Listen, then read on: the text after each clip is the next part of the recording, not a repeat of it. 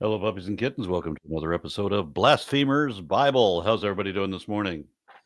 I'm doing all right, but I think you should stop calling everyone puppies and kittens because, as we have heard from J.D. Vance and Trump these past couple weeks, those have been getting eaten all over.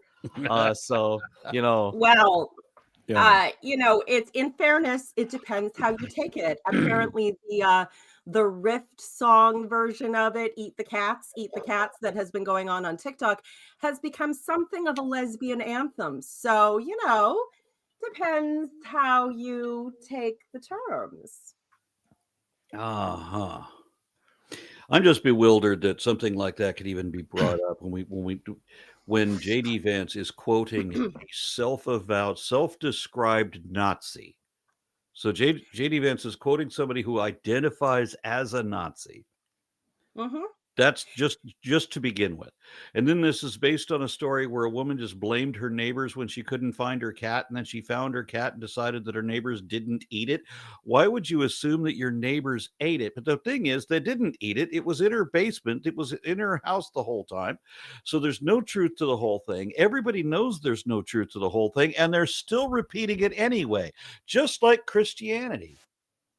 Yeah. I think it's more frightening, possibly, with the rise of fascism, that this kind of behavior doesn't even raise an eyebrow because we just So everybody knows it's a lie, but they're going to go along with it anyway? Hallelujah. The people who are Trump supporters, of course, of just, the master said it, so we believe it. Double think duck in talk is always right. But I do, yeah, he's admitted even on camera to making it up, so I don't even know what that's about.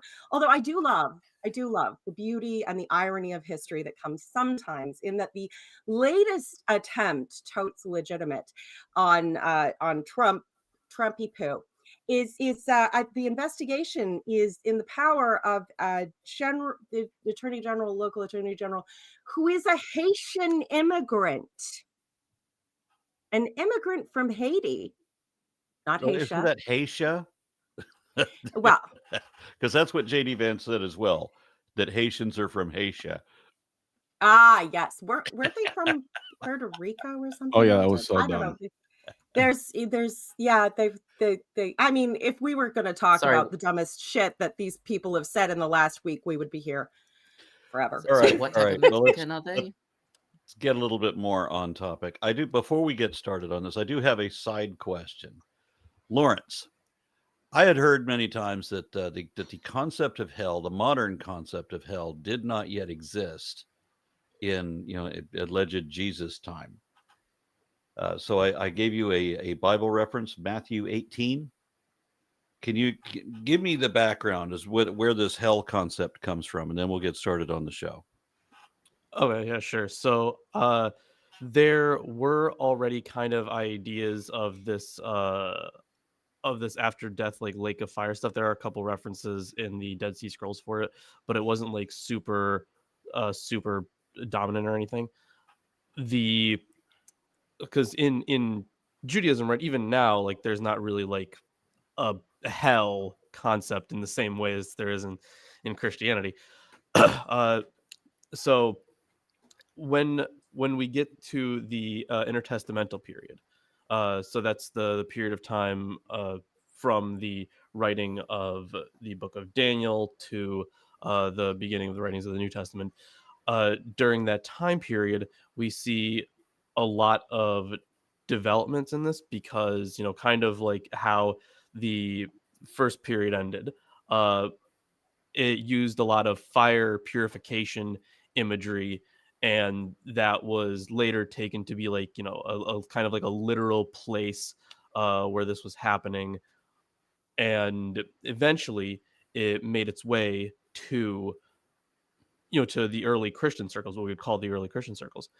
And it wasn't super detailed, right? Because now I'm sure everyone has heard like there are different layers of hells, right? There are different people in these hells suffering different punishments. There are remnants of an idea like this in or maybe just the early buddings of an idea like this in First Enoch, for example, and which is a text that would predate it's from the intertestamental period. So there are some ideas about these different sections that souls go to, but it's not. And while some of them are described as being punishment, it's not super clear, and it kind of develops over time. And even in the New Testament, it's not super well thought out. It's just kind of developed into this lake of fire after death imagery. But then even later on, with the apocalypse of Peter and the apocalypse of Paul, you get a much more detailed view of hell, and that's actually, those texts are actually what Dante is pulling from to Yes. go his I've circles of mentioned hell. that. Yeah. Yeah. I just, with the fire as purification imagery, that did call another scripture to mind. No, I don't remember the reference. I just memorized all the text.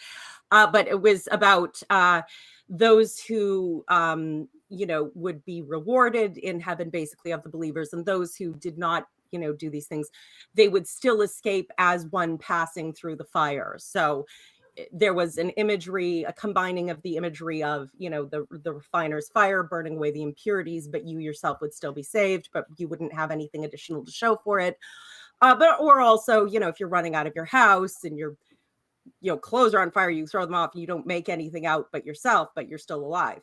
So either way, those could be taken. But the imagery of the refiner's fire definitely is something you see pop up periodically in the writings too. And that may have been the origin of the concept of a purgatory, where, the impurities would be burned away, metaphorically or literally,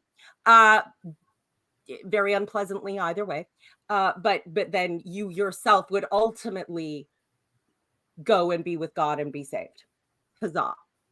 He only tortured you for however long. Okay, well, thank you for that. I mean, it was my initial impression was that Jesus was saying, and much like Islam teaches, that it's not a supernatural rebirth; it's that your physical body would go on living some way, just in the sky or whatever.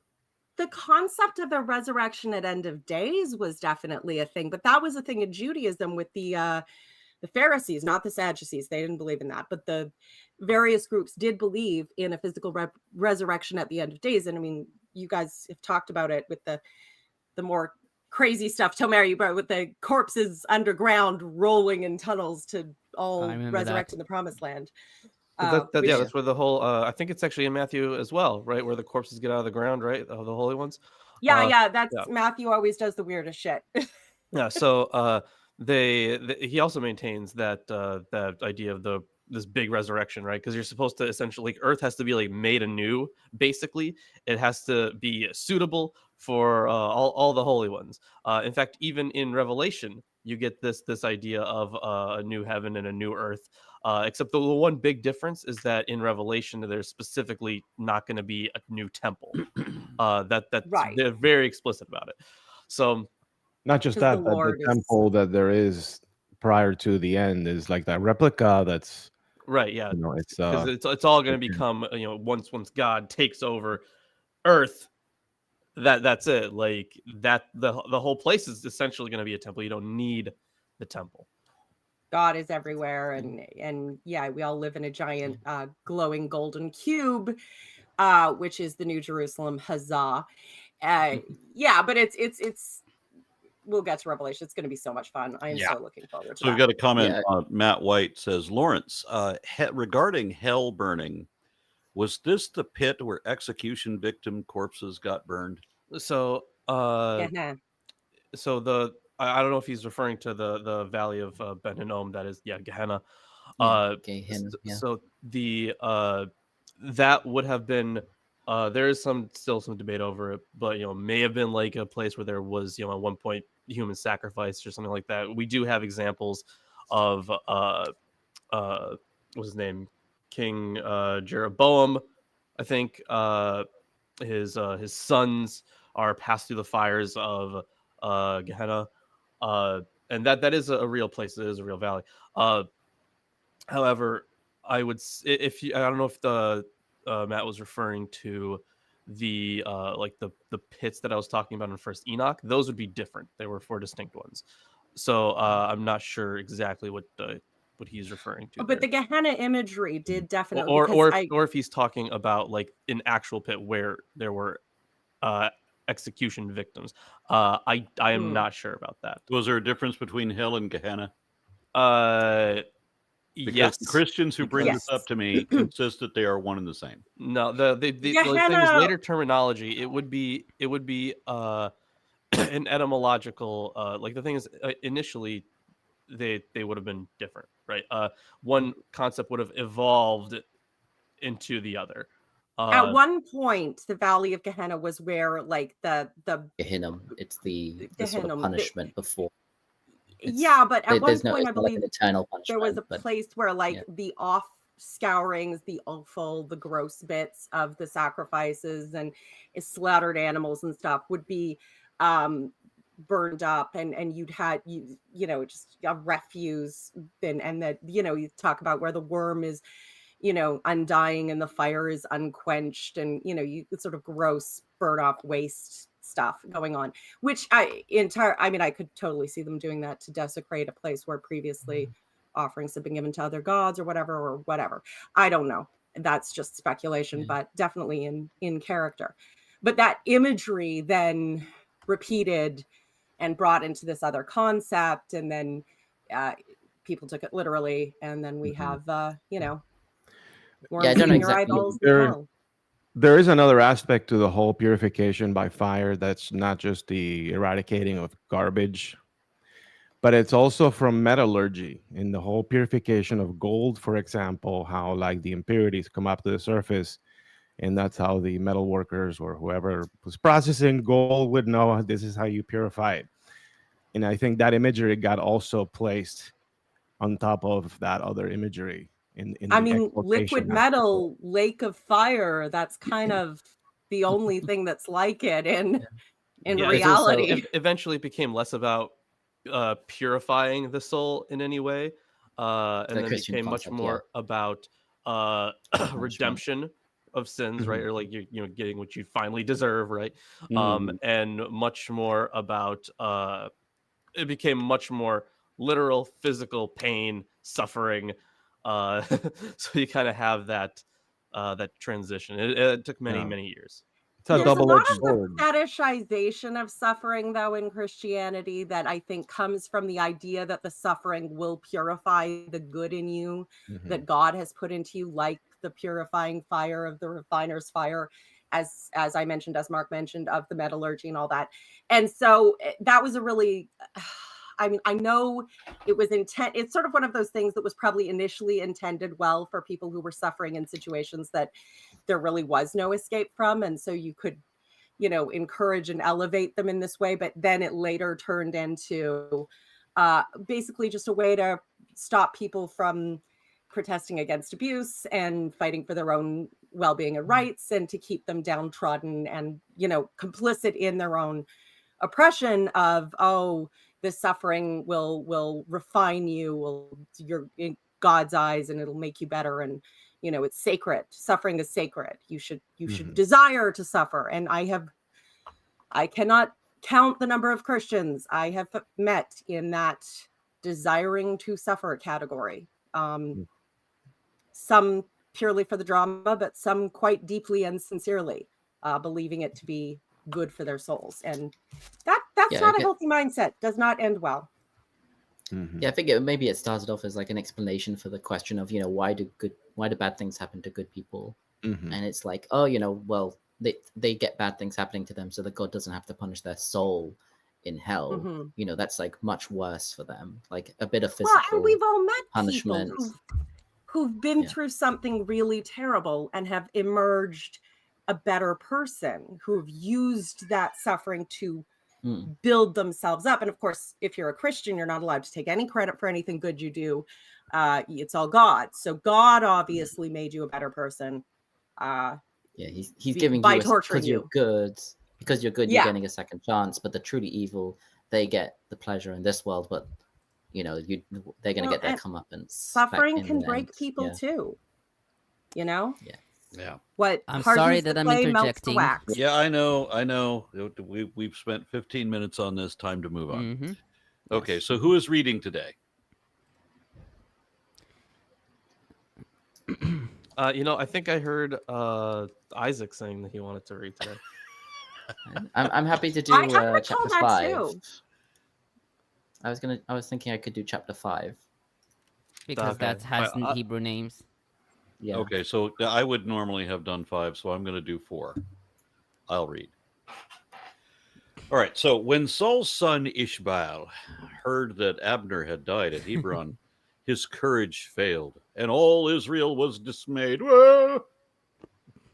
Saul's son had 2 captains of raiding bands. The name of the one was Baana, and the name of the other was Rechab. They were sons of Rimmon, a Benjamite from Beeroth, for Beeroth is considered to belong to Benjamin. Now the people of Beeroth had fled to Gittaim and are there as resident aliens to this day. Saul's son Jonathan had a son who was crippled in his feet. He was 5 years old when the news about Saul and Jonathan came from Jezreel. His nurse picked him up and fled, and in her haste to flee, it happened that he fell and became lame. His name was Mephibosheth. Yeah, that'll be the name of my next kid. Now the sons of Rimmon the Beerothites, Rechab and Baanah set out, and about the heat of the day, they came to the house of Ishbaal. While he was taking his noonday rest, they came inside the house as though to take wheat, and they struck him in the stomach. Then Rechab and his brother Baanah escaped. Now they had come into the house while he was lying on his couch in his bedchamber. They attacked him, killed him, and beheaded him, which was a bit of overkill, I guess. Then they took his head and traveled by way of Arabah all night long. They brought the head of Ishbaal to David at Hebron and said to the king, "Here is the head of Ishbaal, son of Saul, your enemy, who sought your life. The Lord has avenged my lord the king this day on Saul and his offspring." David answered Rechab and his brother Baanah, the sons of Rimmon the Beerothite, "As the Lord lives, who has redeemed my life out of every adversity, when the one who has told me, Saul is dead, thought he was bringing good news, I seized him and killed him at Ziklag. This was the reward I gave him for his news. How much more, then, when wicked men have killed a righteous man on his bed in his own house? And now, shall I not require his blood at your hand to destroy you from the earth?" So David commanded the young men, and they killed them. They cut off their hands and feet and hung their bodies beside the pool at Hebron. But the head of Ishbaal they took and burned in the tomb of Abner at Hebron. So I should just mention that every time Aaron said Ishbaal, the Hebrew text says Ish-bosheth. right, but we did talk. Ish-bosheth. The Hebrew yeah, text before, says it's yeah. bullshit? Oh my God! Obviously. But this was the discussion we had last time about Ish-bosheth being renamed because he was Ishbaal, which would have been because they weren't fucking monotheists in the reality of the time. So Yeah, there's But also the weird little insert of Jonathan's son, who's called Mephibosheth or Mephibal, depending Or on Meribaal. the text. It depends on who you Meribal, ask. that's right. Yeah, it depends on who he you I ask. think it's does Chronicles, come up right? later. He's first a Yeah, he will come up. figure.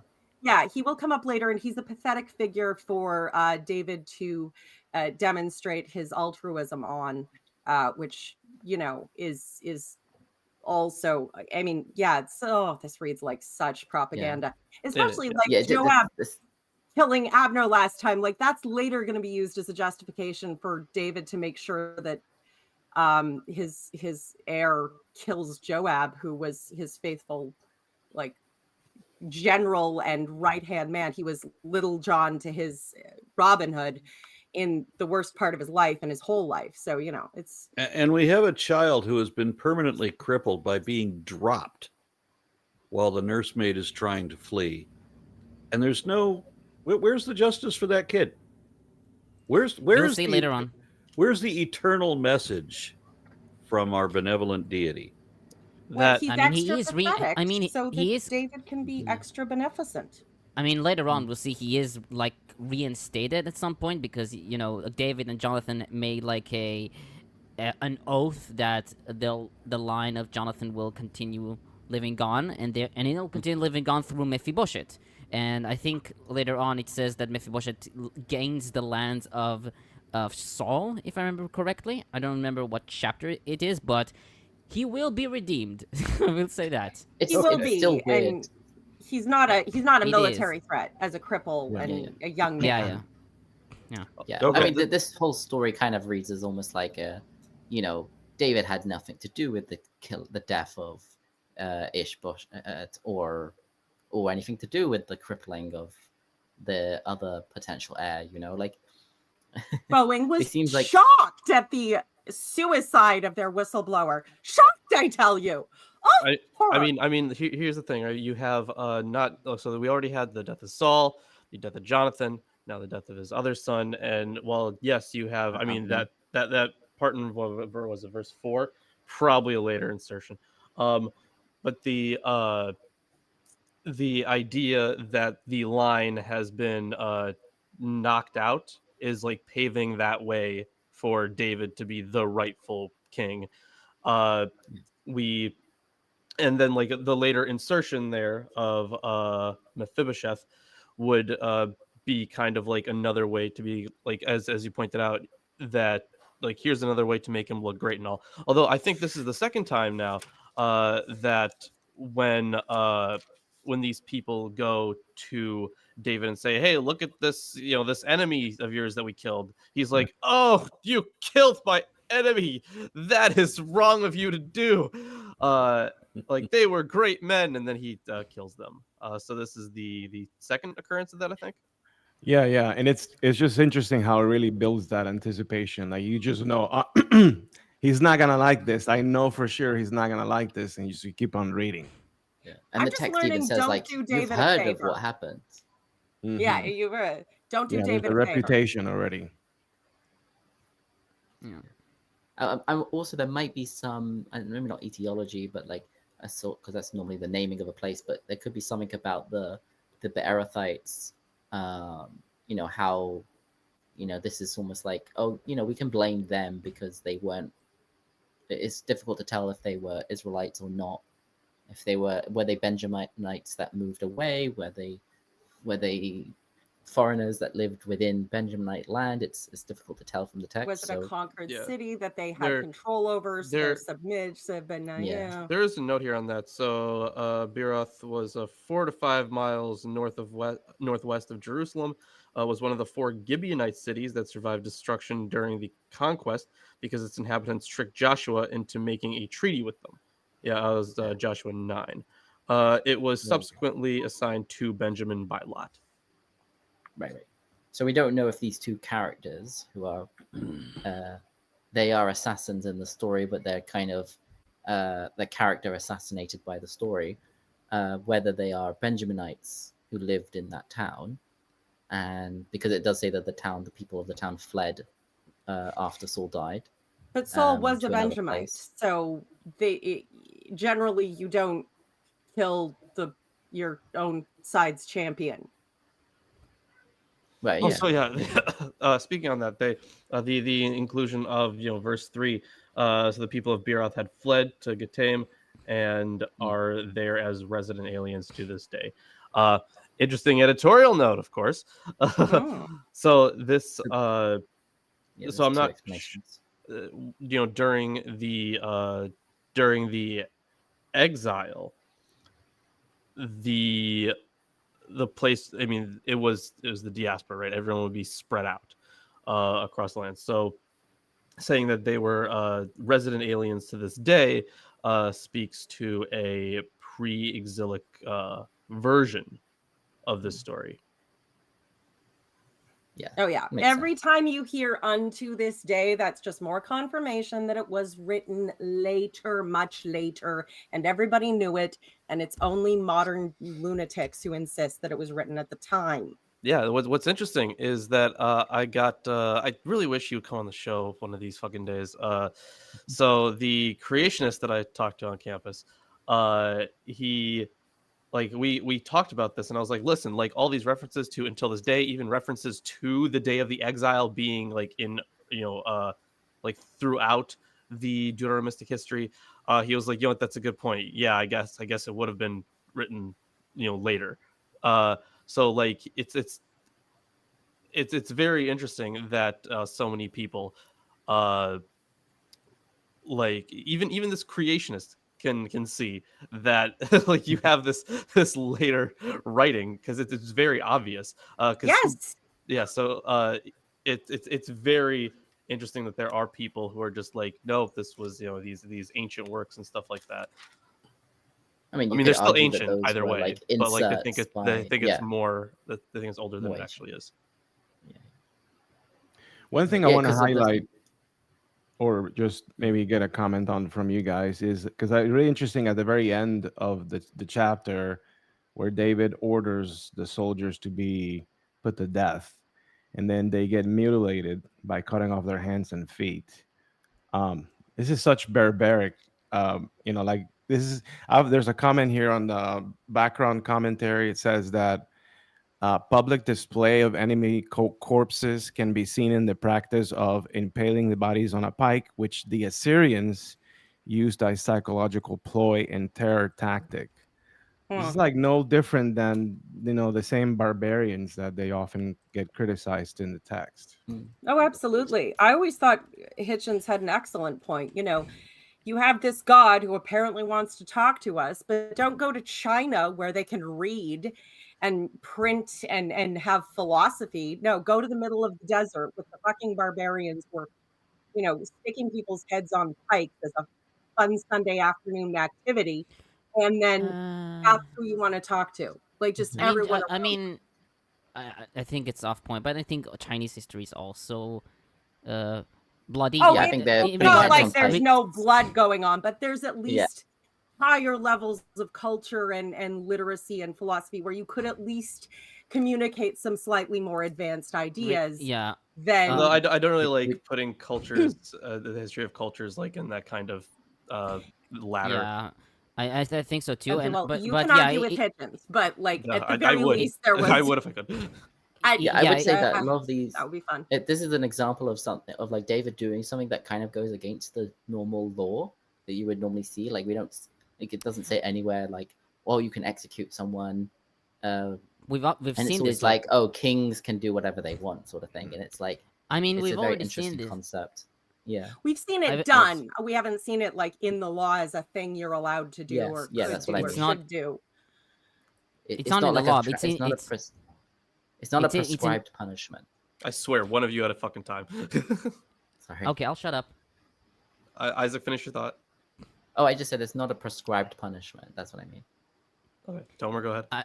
Yeah, it is found in Judges 1 verses 6 to 7, where they cut off the toes and feet of Adoni-Bezek. Yeah, that was a common way to make sure to count your kills. To at least cutting of hands was the most common. Yeah, but it's known in the ancient Near East as well. Yeah. Dicks as well. Delightful. Yes, Oh. we've seen that before. All right, let's start the commentary. Yeah. Is this why women weren't allowed to be soldiers because they wouldn't count in the kill count? Yeah, I forgot. None of them have hands and feet. Fuck. Or It's just another for the thing dick which ones. I don't think I want to bring up. So on verse 1, Ish-bosheth, son of Saul. The Hebrew Bible reads son of Saul without mentioning his name, a reading attested by Targum. Peshitta and Vulgate read Ish-bosheth, son of Saul. Bar-Efrat proposed that the name was omitted out of contempt for the man. Septuagint and 4 Samuel A read Mephibosheth, son of Saul, which commentators take to be a mistake. McCarter proposed that the Masoretic text also shared the erroneous reading, but later scribes recognized the mistake and erased it. So instead You of them see changing it back to Ish-bosheth, they just completely got rid of it. They placed Mephibosheth, who was Jonathan's son. Right, I'm saying, but instead of fixing it by changing it back to Ish-bosheth, they Yeah. just removed it. Yeah, they just erased it. Yes. On Interesting. yeah, on that same verse, he lost courage. The Hebrew Bible literally reads, "His hands were weakened." In Hebrew, "Vayirpu yadav," a reading attested in most early translations. The expression is attested in other biblical passages like Zephaniah 3:16, Nehemiah 6:9, and 2 Chronicles 15:7, etc., and is taken to mean his courage flagged. Oh, I'm hearing glitch. Oh, sorry, that might have been Yeah. me. But interesting that those are later works that it pops up in. Yeah, and is taken to mean his courage flagged by modern commentators. Anderson writes, quote, "In light of 2 Samuel 3, it is not easy to understand why Abner's death should cause dismay to Ish-bosheth. Perhaps he was not fully aware of Abner's treachery," end quote. On verses or 2 maybe he was, and that was what he was upset about, the whole that he went over and told them what happened. You know? Could be. On verses 2 to 3, these verses are taken by some commentators like McCarter and Anderson to be a later insertion, probably by the Deuteronomistic historian. McCarter writes that according to biblical tradition, the indigenous population of Be'eroth was not eliminated during the Israelite conquest. The city was part of a tetrapolis led by Gidon that made a treaty with Israel, and so survived, according to Joshua 9. Thus, it seems surprising that a Beerothite is called a Benjaminite, unless this designation is merely formal, based on the official assignment of Beeroth to Benjamin in Joshua 18:25. He further writes, quote, "The parenthesis explains that the original population had fled previously and presumably were replaced by Benjaminites. We are not told the reason for the flight. Most scholars assume that they left to escape Saul, whose hostility to Gibon, compare 21:2, may have extended to all the members of the Gibeonite Federation and not alone to Gibeon proper. But the present narrative seems to regard this history as beside the point. According to the story as we have it, the sons of Rimmon are not acting out of some long-standing political resentment against the house of Saul. On the contrary, they are themselves Benjaminites, not indigenous Beerothites at all, and are officers in Ishbaal's army.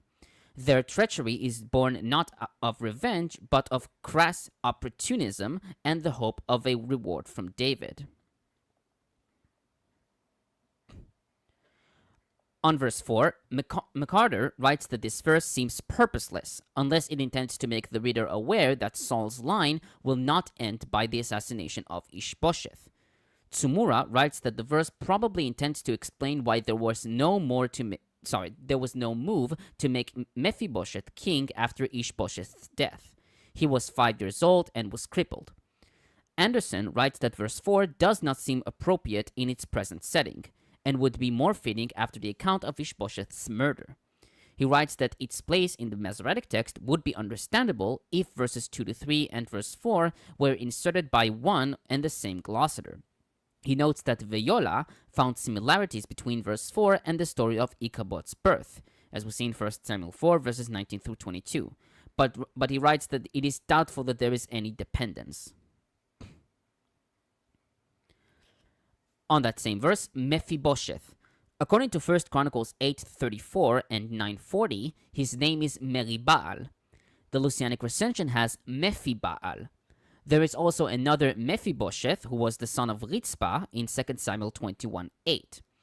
McCarter writes that Mephibaal was the original form of the name, with the change from Baal to Boshet being euphemistic, much like Ish-bosheth's name. He suggests that the names Mephibosheth or Mephibaal and Meribaal are distinct names, with Mephibosheth/Meribaal referring to the son of Saul, mentioned in 2 Samuel 21:8, and Meribaal to be Jonathan's crippled son. Anderson notes Veyola's opinion that all the passages which speak of Mephibosheth as Jonathan's son are not authentic, and that these were the product of a redactor who sought to stress David's loyalty to Jonathan. He writes, however, that, quote, "Veyola's literary analysis will not convince everyone," end quote. It is certainly possible that Mephibosheth would have been Saul's son, being retconned as Jonathan's son to, minimize direct claim to the throne, but also bring in that loyalty to the old friendship vibe, which, I mean, you can see multiple purposes it serves from a narrative point of view. On verse 6, Bar-Efrat notes several issues with this verse. 1. The word for thither, vehena, is feminine, while the subjects are males. 2. The mention of wheat takers, in Hebrew lokchei chitim, is unclear.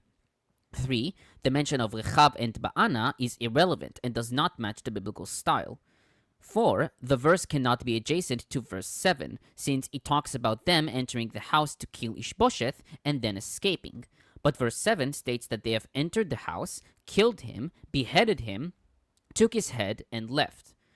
Although Kimchi wrote that after they have killed him, they went back to the house to behead Ish-bosheth, Bar-Efrat rejects this reading as far-fetched, and, quote, the verse in its form in the Masoretic text does not fit with the context, end quote. Septuagint reads, and behold, the doorkeeper of the house was cleaning wheat, and she became drowsy and slept, and Reka and Ba'ana, the brothers, escaped notice, end quote. This reading is attested by Josephus in Antiquity 748, and is taken by most scholars to be the original reading. McCarter argued that a damaged text led to a graphic confusion of the first words of the verse, with the original being Vehine tsoeret habayit, and here the doorkeeper of the house, and the corruption then spread throughout the first half of the verse. Anderson, however, writes that it is uncertain that the Septuagint preserves the original reading, and that it may be an ingenious attempt to make one version out of two. Tsumura notes that Immanuel Mastey made a detailed linguistic inquiry that supports the Masoretic text's originality. He writes, quote, Mastey translates lokchei chitim as grain robbers without a reasonable lexical support, and interprets the situation as follows. When the two brothers arrive at the house, grain robbers, quote-unquote, were already inside and had struck Ish-bosheth. So the brothers escaped. Later, they returned and struck him and killed him. Thus, according to Mastey, Ish-bosheth was struck twice, once by the robbers and then by Rechab and Ba'ana. Interesting though it may be, his interpretation is a little forced, for Rechab and Ba'ana would not have needed to strike Ish-bosheth again, as he was presumably still lying on his bed, stricken, and all they would have needed to do was to kill him and cut off his head.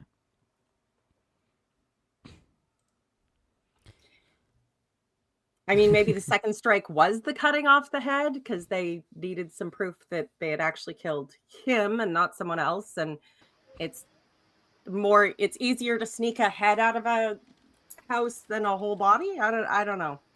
I'm not really up on my assassin training.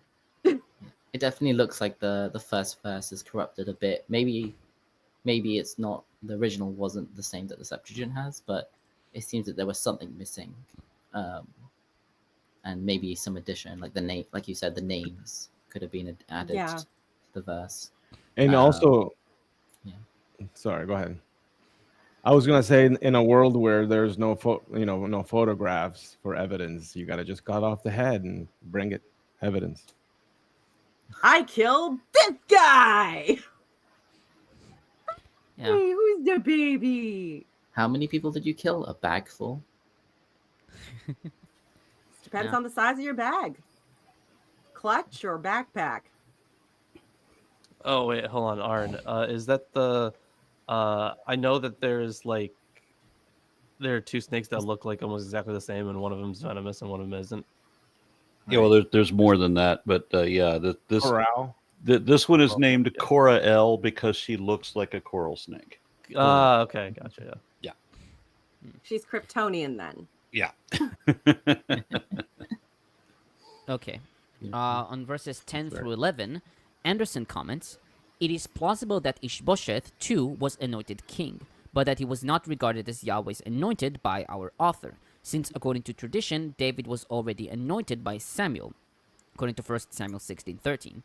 Therefore, Ish-bosheth is described only as an innocent man in verse 11, which may be a legal expression, indicating that in the given situation, he was in the right, while the wicked men were those who had done the wrong. Charles Mabey argues that even though a king had been murdered, this crime was not regicide because Ish-bosheth was not anointed. However, it may well be that the question is not whether Ish-bosheth was anointed, but whether his anointing was recognized as valid by our author. For a possible parallel, see 2 Samuel 19:10, which refers to Absalom's anointing. All in all, the killing of Ish-bosheth was more offensive because he was murdered in his sleep, whereas Saul ordered his own mercy killing.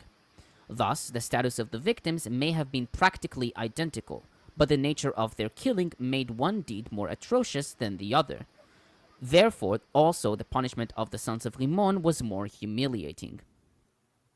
Crazy Crab puts in a comment, says, is it fair to say that apologists do not take into account the intent behind the words at the time they were written as when the words were originally written?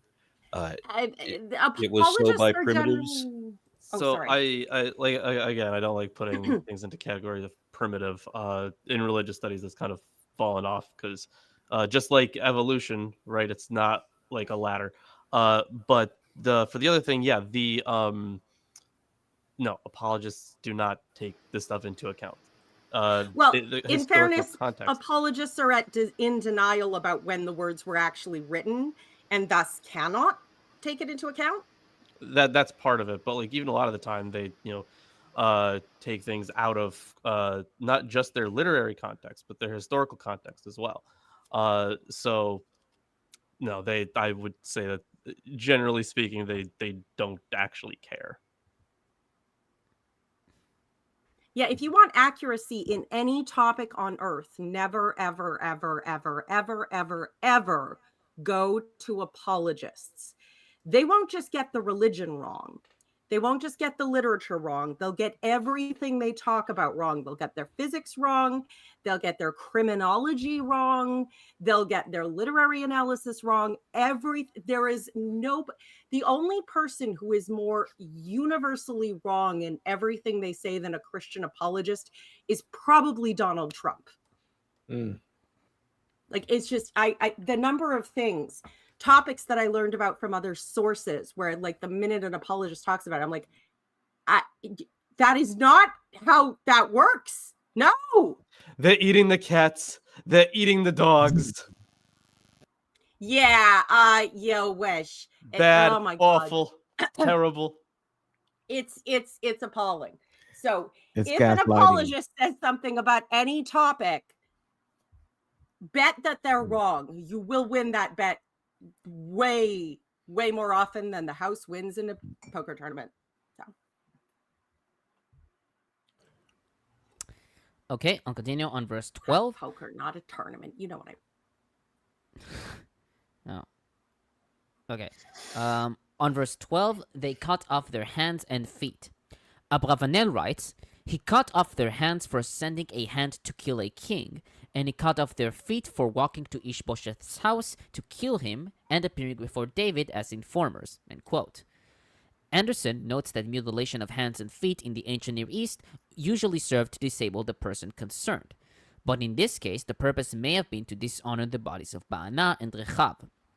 Josephus, in Antiquity 752, wrote that David, quote, put them to death, torturing them with every sort of torture, end quote. And then something else, the compromising of a proper burial would be something that could have been seen as a way to extend the punishment beyond this life. Even in that context, perhaps that was something that it was done on purpose. Like, we're not going to allow them to have proper burial, similar to what then ends up being the case with Jesus in the crucifixion. Although it's not the same thing here, of course. There have been different beliefs about the potentiality that what is done to the body is done to the soul in some sense, and that would justify or give motivation to post-death whatever. In different cultures, Egypt at one point there was he'll weigh your heart on a feather, so if your heart is not buried with you, that's a big problem. Or resistance to burning bodies because that would destroy the soul too. Different cultures had different beliefs, but there was definitely some idea that the person will not be able to move on and rest in peace unless XYZ is done to honor the body in whatever our culture's way is. So that was definitely, I don't know if that was in that time at that place literally believed, but it's definitely an idea that floats around a lot of places and may have influenced the entire motivation there. And finally, on the pool of Hebron, this was probably a public place in Hebron, and the hangings of the bodies were there intent to show their corpses to the public. Kimchi and Abravanel wrote that by doing this, the people knew that David, in his righteousness, avenged the vengeance of Saul's house, even though they were enemies. Anderson writes that the pool is probably Birket es Sultan in the southwest of modern Hebron. And no ancient Christians. Okay. So are we ready to move on to 5? Because Isaac wanted to read that one. Yeah, I'll read this one.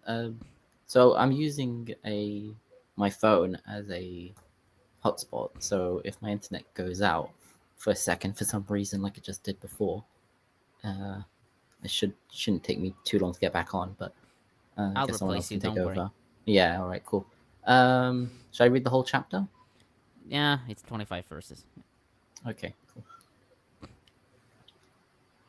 Chapter 5. All the tribes of Israel came to David at Hebron and said, "We are your own flesh and blood. Long before now, when Saul was king over us, it was you who led Israel in war. And the Lord said to you, 'You shall shepherd my people Israel. You shall be a ruler of Israel.' All the elders of Israel came to the king at Hebron, and King David made a pact with them in Hebron before the Lord, and they anointed David king over Israel. David was 30 years old when he became king, and he reigned 40 years.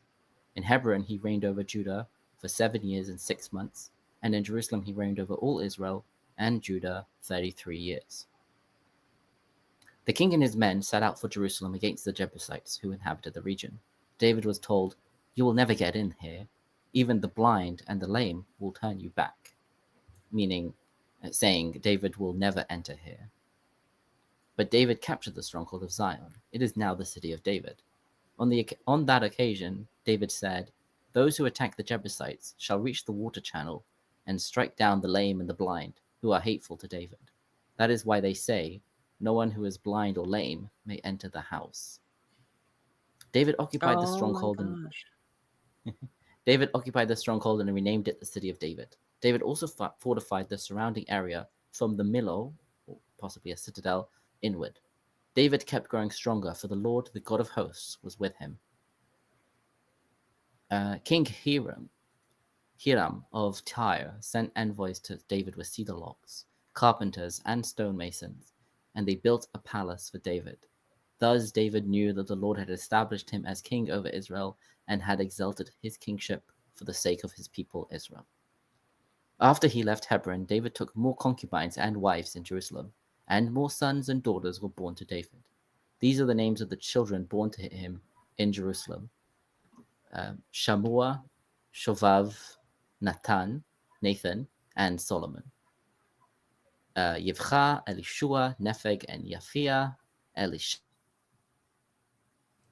Elishama and Elida and Eliphalet. When the Philistines heard that David has been anointed king over Israel, the Philistines marched up in search of David. But David heard of it, and he went down to the fastness. The Philistines came and spread out over the valley of Rephaim. Wait, what point did I cut out? At 16. 16. I continued. I heard you take over. Yeah. Yeah, and I've reached 19. Cool. Oh, should I continue? Yeah, sure. Happy birthday, Tom. All right. You're welcome. David inquired of the Lord, "Shall I go up against the Philistines? Will you deliver them into my hands?" And the Lord answered David, "Go up, and I will deliver the Philistines into your hands." Thereupon David marched to Baal-Perazim, and David defeated them there. And he said, "The Lord has broken through my enemies before me as waters break through a dam." That is why that place was named Baal-Perazim, because Peretz means like to breach. The Philistines abandoned their idols there, and David and his men carried them off. Once again, the Philistines marched up and spread out over the valley of Rephaim. David inquired of the Lord, and he answered, "Do not go up, but circle around behind them and confront them at the Bacha trees. And when you hear the sound of marching in the top of the Bacha trees, then go into action. For the Lord will be going in front of you to attack the Philistine forces." David did as the Lord had commanded him, and he routed the Philistines from Geva all the way to Gezer. Yeah, it's kind of there's some weird bits in this chapter. Yeah, so the The- issue with chapters 5 through 8, it seems like most of it would have been redactional. So there's a pretty big I think there's a paper on it. I forgot who wrote it, but there's a paper where they actually compared this stuff to the story in Chronicles, and they were like, look how much stuff is not quite matching up. So like maybe like the in a lot of the cases here, like the Masoretic text would not be like the original one, perhaps. But then at the same time, we know that the chronicler had his own issues. Although one of the funniest parts, to me at least, was this. What verse was it? The people who are lame or blind, the blind and lame shall not come into the house. So it's very interesting connection there to Deuteronomy. And I mean, sorry, what's up? No. Sorry. I interrupted. That was my first thought too. I think we're just both going, yeah. The link to Deuteronomy and the link to the scroll that was supposedly, allegedly found that has been this is one of the reasons that it was identified with that scroll that was found was identified with Deuteronomy, is because like this is one of the things that's mentioned there. That at least like the lame should not come into the house, right? If you are maimed somehow. So it's very interesting how we have this this justification for it, I guess you could call it. I love this. I love this similarity too between like the house of the Lord and the house of David are the same thing. What? But it's so the traditional commentators they didn't see this as being literal, talking about blind and lame people. They claimed it was something to do with the gods of the Jebusites, like the idols that they had. Yeah, that they had idols, specifically like I think Chazal. I wrote that. Chazal They had two idols. One was Abraham, and one was Isaac. So the blind one is Isaac, and the lame one was Jacob. Oh, Jacob. Okay, Isaac and Jacob. But in their mouth was the oath Abraham swore to Abimelech. Okay, that's wow. I have like how much is a page and almost a half about the blind and the lame, because it's it's odd that it is mentioned here, and like there are several suggestions that's like. I mean, but it's clearly not literally true either. If David later takes on Mephibosheth, the lame kid, that's the argument. But it can't be literal. And there is a very interesting comment that Gersonides actually makes, and I'll when I mention that, it's very amusing. See, I would hesitate to say that at least from other biblical texts, I'm hesitant to say that this would be like specifically idols, because although it does go on to mention idols later in the chapter, okay, so here's the part here's the way that biblical authors usually talk about idols. So they do have the they have eyes but cannot see, but they also, with that, they have ears but they cannot hear. So calling them blind and lame would be weird, but it would make, if it was idols, it'd make far more sense if they were saying blind and deaf. Yes, if it was just a generic like epithet for their idols, then it makes sense, blind and deaf. But that's probably why they came up with this whole thing that's because the Jebusites are seen as like the descendants of Abimelech. So did I get it wrong again? Who am I thinking about? Who's the king of Jerusalem? Melchizedek. Yeah, that's right. I did it wrong again. So that's that was back in Abraham time. Yeah. So they're seen as the descendants of Melchizedek, and therefore they have a treaty kind of to stay in the land. And I think there's even in Judges, it says like, oh, they conquered the land except for the Jebus or whatever, the Jebusites, because they and the implication is possibly that they weren't allowed to, because there was still in effect this treaty or something. This so they, we'll get a more interesting story when we get into it a little more. This is giving kind of a quick summary of David stuff and his rule, but there's the tale of the siege against Jerusalem is actually quite interesting. okay. And Very interesting. That's a fun story. Mm-hmm. Yeah. Okay, apparently maybe it's not Judges I'm thinking of, it's Joshua. Okay, I think I should start. And I'll start. And it's long. It's like 8 verses, but like the text is odd. Okay, so on verses 1 through 3, McCarter writes that most commentators see verses 1 through 2 and verse 3 as independent accounts of a single event, redactionally combined. Most consider verse 3 to be the older version, with verses 1 through 2 being a secondary addition to the older narrative, which verse 3 was part of, based on the following reasons.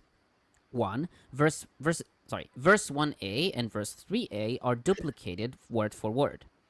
2. There is an anachronism in the Israelites' description of themselves to David as your bone and your flesh, since it asserts blood kinship, but from the perspective of the oldest materials, Judite parentage would not qualify a man as a kinsman of the Israelites. 3. These verses are in contact with chapter 7, which McCarter takes to be, quote, the Deuteronomistic capstone of the story of David's rise to power, end quote. Thus, he concludes that verses 1 through 2 are a Deuteronomistic expansion of the older narrative, in anticipation of the oracle of Nathan in chapter 7. Anderson, however, writes that the repetition in verse 1a and 3a may form an inclusion, and thus a deliberate rhetorical device. He writes that the language of verse 2 could have been written during the author's own time, probably during Solomon's reign, and hence it's not impossible that verses 1 through 3 form a unity, even though they themselves may have been an abbreviation of a longer account. Yeah, it does read a bit like Israel and Judah are like two separate, entities, and the Israelites come to him and be like, we're the flesh and blood. We are one people. We're all Israelites. Like, is that a later idea, as you say, or is it something they would have said? Probably not. I think one impression that I get from reading folks from the archaeology, they talk about like the stuff that's in Israel versus the stuff that's in the South, and that the South really shies in comparison with the architecture and the magnitude of the buildings and the structures that were built. In other words, like the North, Israel was like the rich side of town that everybody wanted and coveted. Mm-hmm. Judah was just kind of like this appendage that, the foster child that ended up surviving, that initial Assyrian conquest, and then try to make something out of whatever they were inspired at the time in efforts to reclaim the North again. And that's how these things are reading. Or at least they kind of have to justify, maybe justify to themselves, like, oh, you know what, Judah ain't that bad, like it's pretty cool over here. So they try to like raise it up to that same level that the historical northern Israel would have been. Yeah, there's a lot of sort of, because Judah's like the backwoods kind of rural and in the somewhat derogatory senses, like just not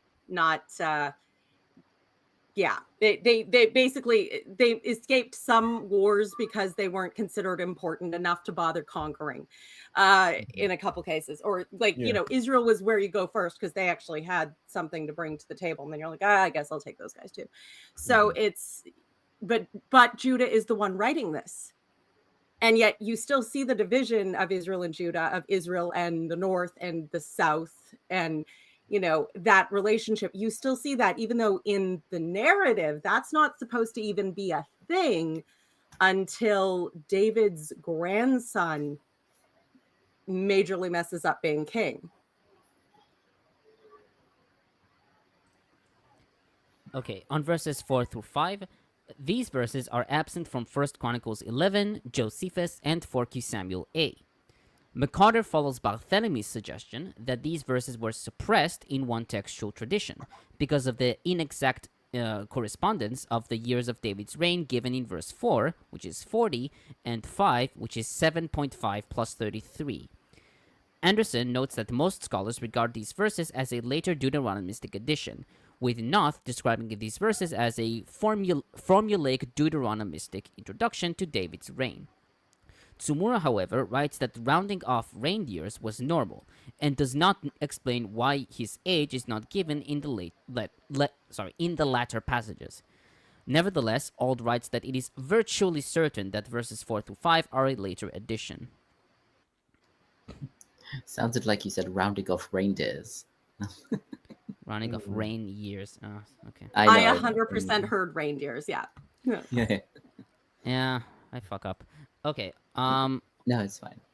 Okay. Now on verse 6. It's long. The blind and the lame. The significance of their mention has been debated since antiquity. Josephus in Antiquity 761 wrote that the Jebusites mocked David for stationing these people on the wall. This interpretation has been accepted by Ibn Kaspi and by several moderns, like Caird, McCain, Herzberg, and Tsumura.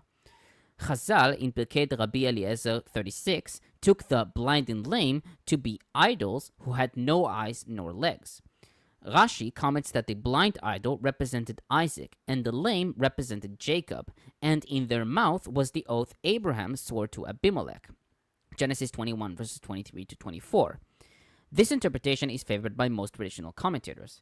And I really like Gasonides here. He writes, these idols were made in such a way that they caused extremely heavy iron rods to swing powerfully across the entrance. Therefore, no one could pass lest they be struck by the rods. We have heard that such statues have been made in a few places, and such an idea is not so difficult to conceive for one who understands the motions of weights, winds, water, and mercury. I love it. Mercury Yeah, the has idea a of weight. the idea of I can't remember the word for it, but like mechanical machines and stuff in the classical period, like they were used in these sort of like, I don't know what the word is, not religious settings, but the temples and whatnot. So the idea of them using them to be like, oh look, our God is powerful, he can swing these bars around, like it's probably, I don't think that's unheard of. Well, the they would have idea, used at like least. levers and like Yeah. So he's saying cranes, but you know. Yeah. So Gasonides is saying like, yeah, we know how they're able to do these sort of things, and this is something that we've seen in other places where they do some sort of trick as part of the ritual. Yeah. Yeah. Mm-hmm. I mean, I like how McCarter describes his comment as fearsome finding robots that were hydraulically operated and could therefore be rendered useless by an attack on the water supply. Well, yeah, automatons. That's probably the word I'm thinking of. Yeah. That's regarding the idols? Yeah. Oh, okay. Lawrence, did they have hydraulics back then? Because I didn't think they had hydraulics. Maybe ropes and basic pulley kind of situation, but not. Yeah. To my knowledge, no, they did not have big hydraulic machines. Now, interestingly, though, I know that in the Hebrew it's atzavim, it's the idols, but in the Greek text, in the Septuagint, it's actually theus. So it's using the word for God in the Greek. Oh, that's a later actually, verse, hold on. What's the form of that? What verse? Verse 21 is the one I'm looking at. So you said theus, so that sounds like masculine plural accusative. Yeah, accusative. Yeah. That's a bayam. Yeah. So okay. That verse is talking about the Philistine gods, not the Jebusites. Yeah. Oh, Yeah. okay. Okay. I continue the comment. McCarter notes two other interpretations. One, suggested by Stobe, quote, it refers to those among David's troops who are like blind and lame men in the presence of the impregnable fortress, end quote. And two, it, quote, it refers to an attempt to protect the city by magic and sorcery, end quote. He writes, quote, J. Heller suggests that the lame are taboo cultic personnel of the Jebusite shrine. They are stationed on the wall on the assumption that the Israelites will respect the taboos and thus be barred from storming the stronghold. But David, being godless, quote unquote, as far as Canaanite ritual rules are concerned, is not deterred. Somewhat differently, Yadin compares the role of the infirm in a Hittite ritual oath taken by soldiers before battle, as described in a tablet found at Bogaskoi. After an oath of loyalty to the king and queen has been sworn, a number of objects and people, including a blind woman and a deaf man, are paraded before the troops to conjure blindness, deafness, and other afflictions on any man who might break his oath. In the present case, then, the blind and the lame are instruments of a ritual defense of the city. They provide incentive to the Jebusites who defend the city and intimidation to the attackers. End quote. While Bar-Efrat favors this interpretation, Anderson writes, quote, "It is less speculative to assume that the Jebusites were simply overconfident, especially if the size of David's troops at this point was comparatively small." End quote. It does make sense, actually, more as a, I don't know. There's something about the way the brag goes much more, it puts me in mind much more of like, we have an impenetrable fortress. We barely even need to be here to throw you out, you know? You can't possibly get past our defenses. That's the vibe I get from the brag of like, even the blind and the lame could keep you out. Like, we barely need anyone even here to, you know, push a button or whatever. Yeah, so the English translation, let's say the JPS translates it as, you know, you will never get in here, even the blind and the lame will turn you back. But I think the Hebrew is more like, you will not come here unless you remove the blind and the lame. So it's, yeah, it could be one way or the other, I guess. It could be either. Yeah. Yeah. And now there is an interesting reading by the Targum, which reads, "The sinners and the guilty." Van Staldan Solman writes that this interpretation possibly views the lame and the blind as synecdoches, representative of all blemished people disqualified for entering the house. They could also represent the soul and the body, according to a parable by Rabbi Yehuda Nasi in Talmud Sanhedrin 91, Tractate 91, and Leviticus Rabbah 4:5. Thus, quote, "Neither the soul nor the body could act separately, but together they sinned and were judged by the king," end quote. Mm-hmm. She writes that by this transformation, Targum also avoided the interpretation that these verses prohibit the disabled from entering the temple, a ruling found in Qumranic literature, seen in Temple Scrolls 45, 12-14, and the Rule of the Congregation 2, 3-10, and the Septuagint. I think what may be key here is that what could have been in the background of this issue with people like having deformities or whatever is that like the superstition here, it's that, you know, maybe these people have some sin problem. They're unholy some way or another, therefore they are suffering the way they're suffering. And so that's why that cannot be part of, like, you know, what we're considering sacred, because then that's gonna infect, you know. Yeah, I could see that. I mean, it's kind of the natural consequence. This is why theology always hits a road, or hits the rocks, is because you if you try and bring together all these ideas, you will end up contradicting yourself, and then you throw yourself entirely off the rails, and then you have all of this reality denying nonsense, or you make claims that are insane and fail. Because if you say, if the gods are with us, they will smite our enemies with blindness and deafness or lameness or whatever, then the natural conclusion, if someone ends up with one of those things, is that they have been cursed by the god or gods, which means they did something wrong, or they are a traitor, or something else. Whatever mythology you've contrived to justify cursing your enemies, then suddenly if your friend is afflicted with whatever, you have to either question your belief or believe that your friend is actually a traitor or a horrible person or cursed by the gods for some other reason.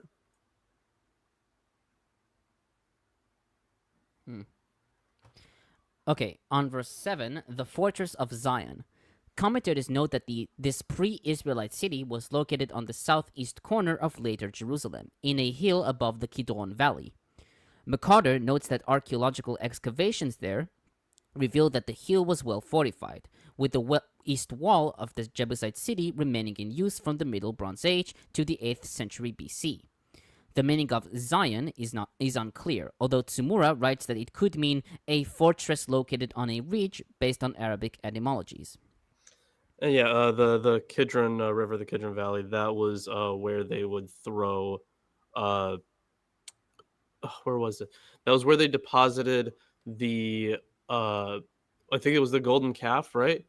And they ground where up they deposited idols. Sorry. Yeah, it was the calf for Jeroboam. Jeroboam's calf. The Dan and Beersheba calf. Okay. Yeah. So that's where like they would put the I guess if you want to call them ashes, whatever the leftovers is after destroying those.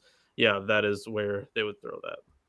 The dust of the rocks they smashed, because behaving like ISIS is good if you're doing it for God.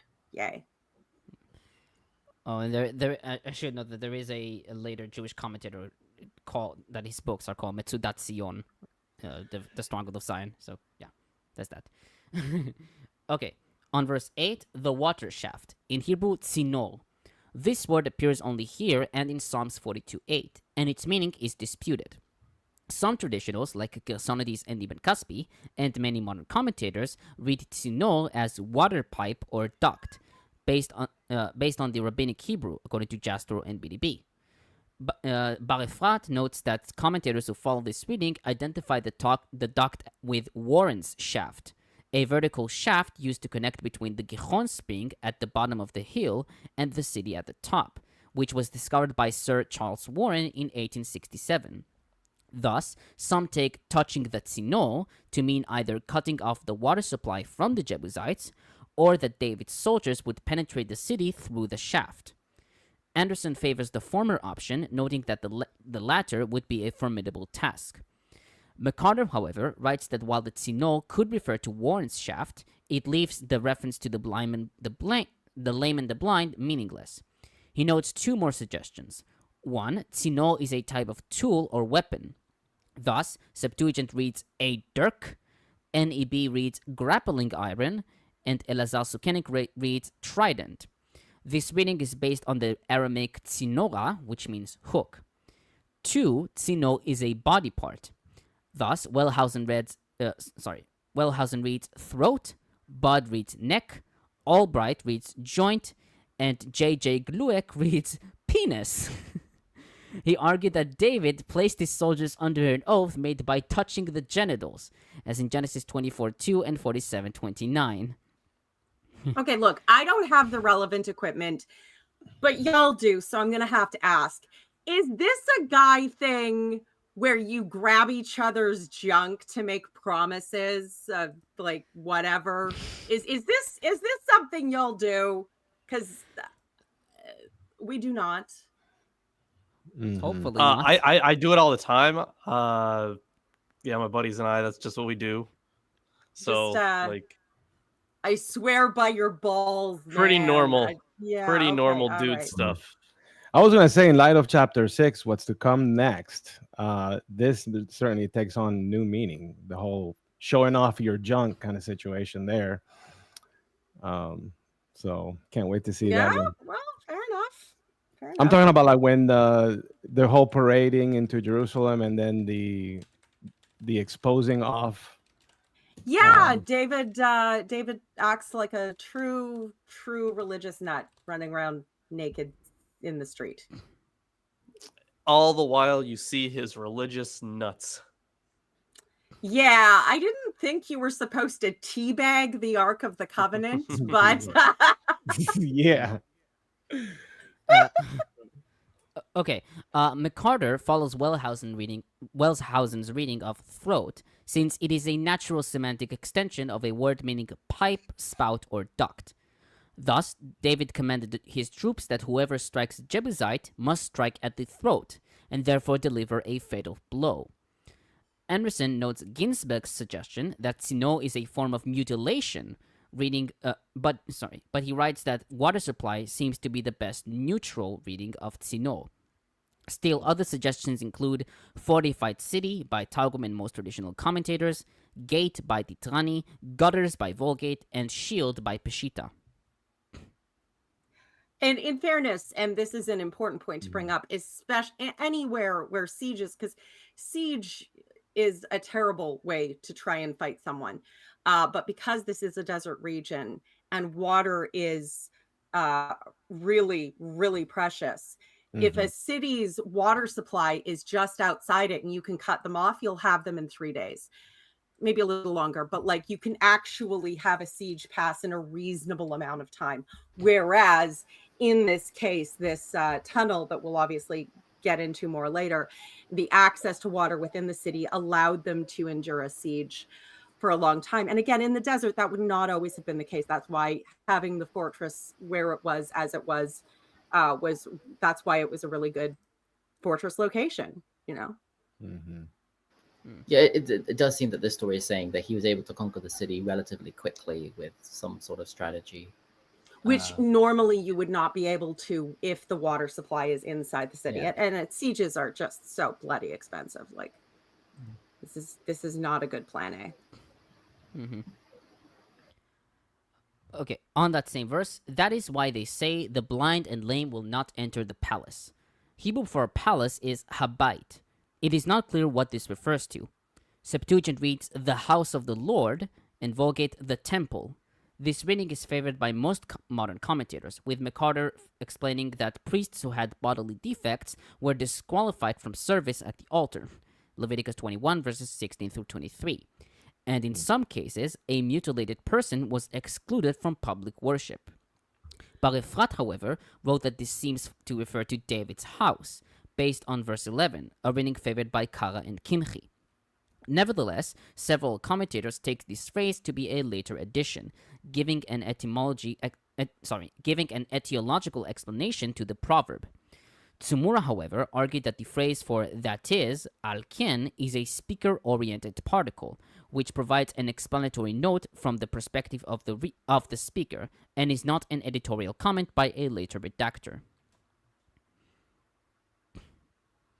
Well, also, this verse is weird in the sense. Yeah, it is very weird. On verse 9, from the terraces inward, in Hebrew, min hamilo vebaita.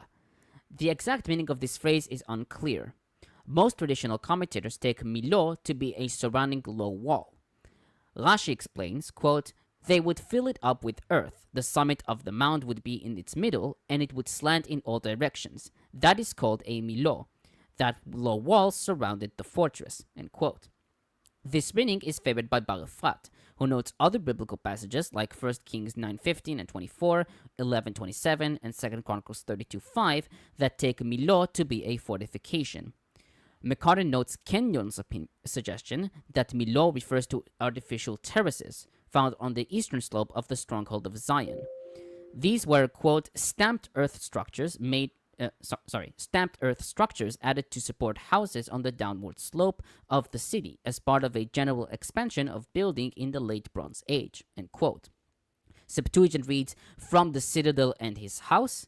Vulgate from Melo and inwards, taking it as a place name. Targum from the bulwark and inward. And Peshitta from within, not mentioning Milo. Isaac, you wanted to say something? Oh, well, I was just commenting on the previous verse about how it was like, whoever does this, ... It doesn't actually say what the reward is, for example, if he's going to be giving them a reward. Yeah. Yeah, it doesn't Maybe it's really like say that. It's an unfinished, because that every time they say do this or don't do that, may those who don't do whatever I said, be cursed in some way, or the Lord do to me moral, so blah blah blah. It seems like this one's not even, they didn't even finish the generic saying version of it. I think with Cain there's also like whoever kills Cain, and then it doesn't say what will happen to them, so I think it's like a similar. It depends on I think one of the sources has the translation. Yeah. something about they will be cursed more. Okay, I'll continue on verse 11. Hiram, the king of Tyre. McCarter comments, apart from the biblical references to Hiram, we are dependent for information about the early kings of Tyre on Josephus' citations of Menander of Ephesus in Against Apion, 1 sections 116 to 26, and Antiquities 8, 144 to 46. There, Hiram's reign is described as long and successful, a time of building, especially of temple precincts, and foreign conquest. In the Bible, he appears as a contemporary of Solomon as well as David. In 1 Kings 5 verses 15 to 26, which is 5 verses 1 through 12 in the Old Testament, a passage cast in Deuteronomistic terminology, but probably based on ancient material, we are told that it was on the basis of Tyre's prior amity with Davidic Israel, Hiram had always loved David in verse 15, which is 1 in the Old Testament, that Hiram provided Solomon with the craftsmen and materials for the temple, as seen in verses 15 to 24, which is 1 through 10 in the Old Testament, in return for annual supplies of food, as in verse 25, which is 11, and the two made a formal treaty, in verse 26, which is 12.